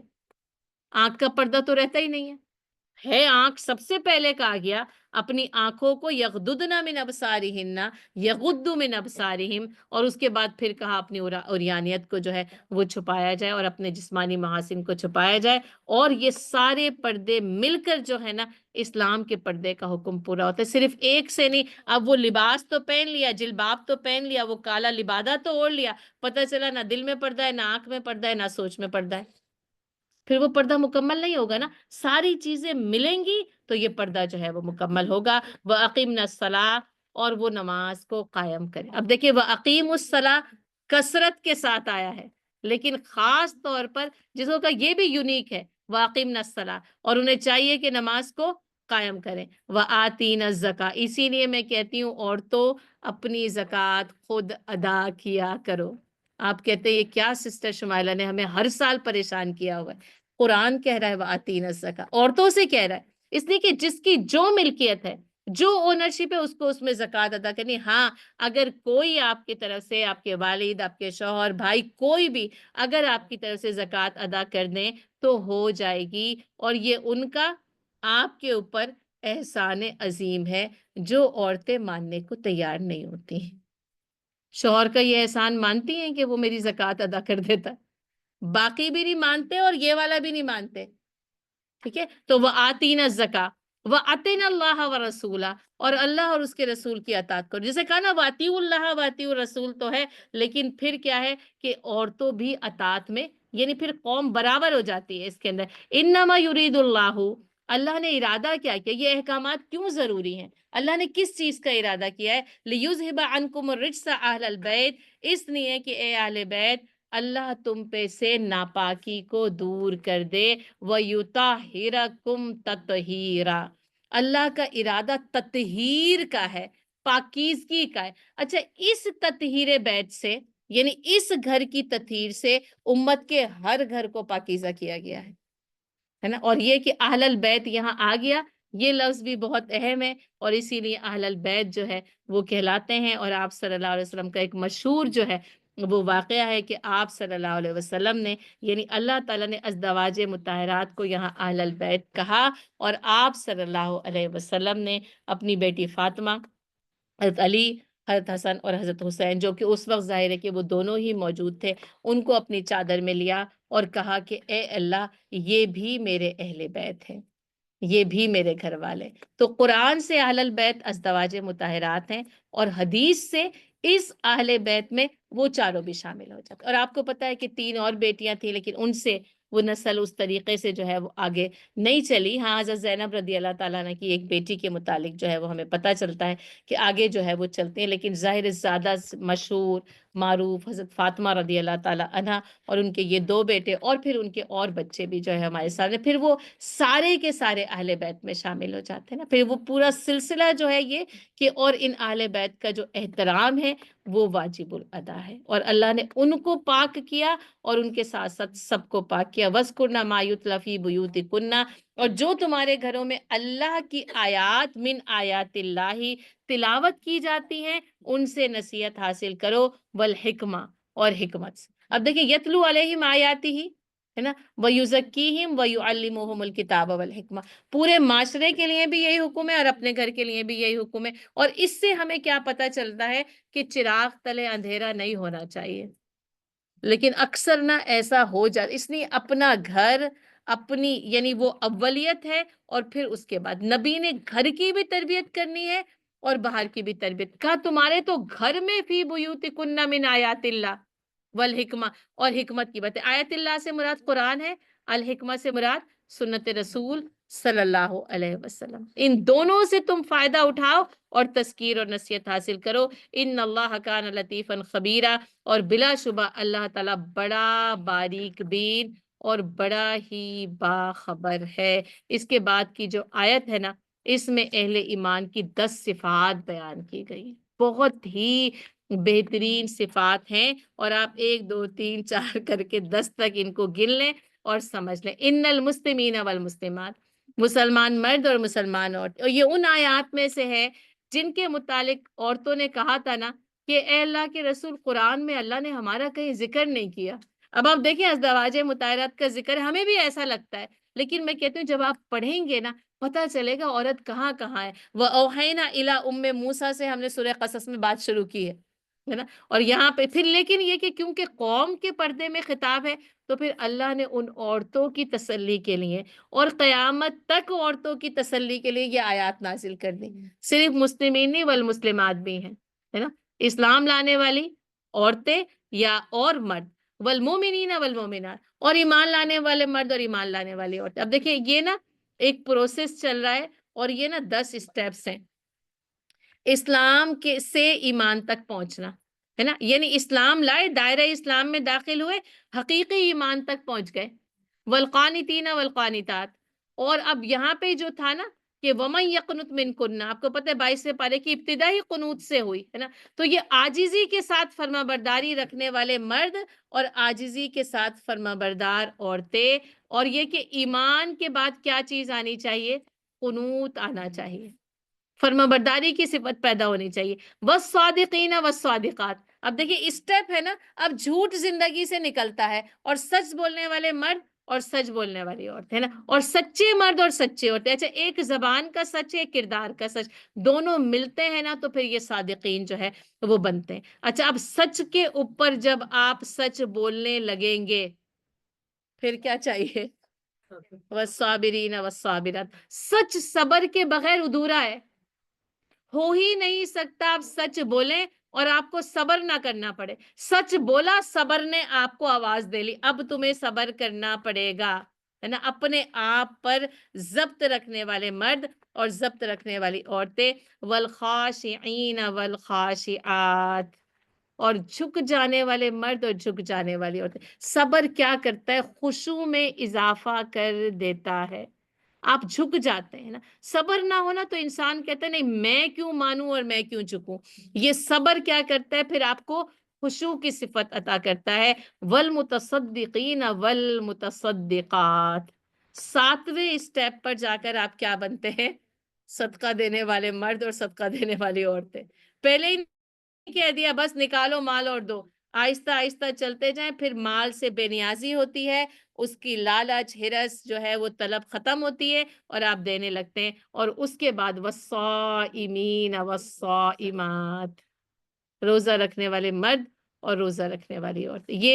یہ دوسرا مقام ہے جس میں روزے کا ذکر جو ہے صوم کے ساتھ آیا ہے، یاد رکھیے گا. ٹھیک ہے، وہ حکمن نا، وہاں پہ کتب علیکم الصیام کما کتب علی الذین من قبلکم وہاں آیا ہے، اور یہاں پر جو ہے وہ آیا ہے کہ روزہ رکھیں. اور ایک آتا ہے کہ جو ہے نا وہ میں آج روزہ رکھوں گی اکلم الیوم انسیہ، اور آج میں کسی سے بھی کوئی بات جو ہے وہ نہیں کروں گی. اور کس کے لیے آیا تھا؟ بالکل، کہا بس آج میں نے روزہ رکھ لیا. تو یہ والا روزہ نا خاص ہے اور بڑے خاص مقامات پر بیان کیا جاتا ہے. اور جیسے چلتے چلتے اب یہ ہے کہ ہاں اب میں اپنا کھانا چھوڑ سکتی ہوں ہے نا، یعنی اب جو ہے وہ میں بھوک اور پیاس اس راہ میں برداشت کر سکتی ہوں. والحافظین فروجہم والحافظات. نوی صفت کیا ہے؟ اپنی شرمگاہوں کی حفاظت کرنے والے مرد اور اپنی شرمگاہوں کی حفاظت کرنے والی عورت، دونوں کے لیے یکس ہے. آپ دیکھیں یہ اس میں آپ جو زنا سے ایڈلٹری سے جو باز رہنا ہے یہ ضروری. اس لیے آپ دیکھیں نبی صلی اللہ علیہ وسلم فرمایا کہ نکاح کرنا ہے نا، اور اگر کا کوئی نکاح کرنے کی قدرت نہ رکھے تو کیا کرے؟ روزے رکھے. دونوں یہاں پہ کنیکشن کے ساتھ ہیں. یعنی اپنی خواہشات کو، اپنی ڈیزائر کو قابو میں رکھنا. اور آپ دیکھیں یعنی سب سے آخری صفت یہ بتائیے نبی، یہ نواں اسٹیپ ہے کہ پھر آپ کیا کرتے ہیں؟ آپ اپنے آپ کو روکنے کی قدرت رکھتے ہیں. یہ جو 10واں ہے نا، ہے 10واں اسٹیپ، لیکن یہ 10واں اسٹیپ نا ان 9 صفات کو اپنے اندر جمع کرتا ہے. والذاکرین اللہ کثیرا والذاکرات. اور اللہ کا ذکر کثرت سے کرنے والے مرد اور کثرت سے کرنے والی عورتیں. یعنی اس نام سے نا وہ ذکر میں ڈوب جانے والے لوگ ہیں. یعنی وہ ذکر کیا کرتا ہے؟ زندگی کے سارے مراحل کو آسان کر دیتا ہے. اور کسی چیز کے لیے کثرت نہیں آئی، ذکر کے لیے قرآن نے کثرت کا لفظ استعمال کیا ہے. اعد اللہ لہم مغفرتا و اجرا عظیما. اور ان سب کے لیے اللہ تعالیٰ نے بخشش اور بہت بڑا اجر تیار کر رکھا ہے. انشاءاللہ آگے کی سورہ جو ہے وہ پھر ہم اپنے اگلے سیشن میں مکمل کریں گے.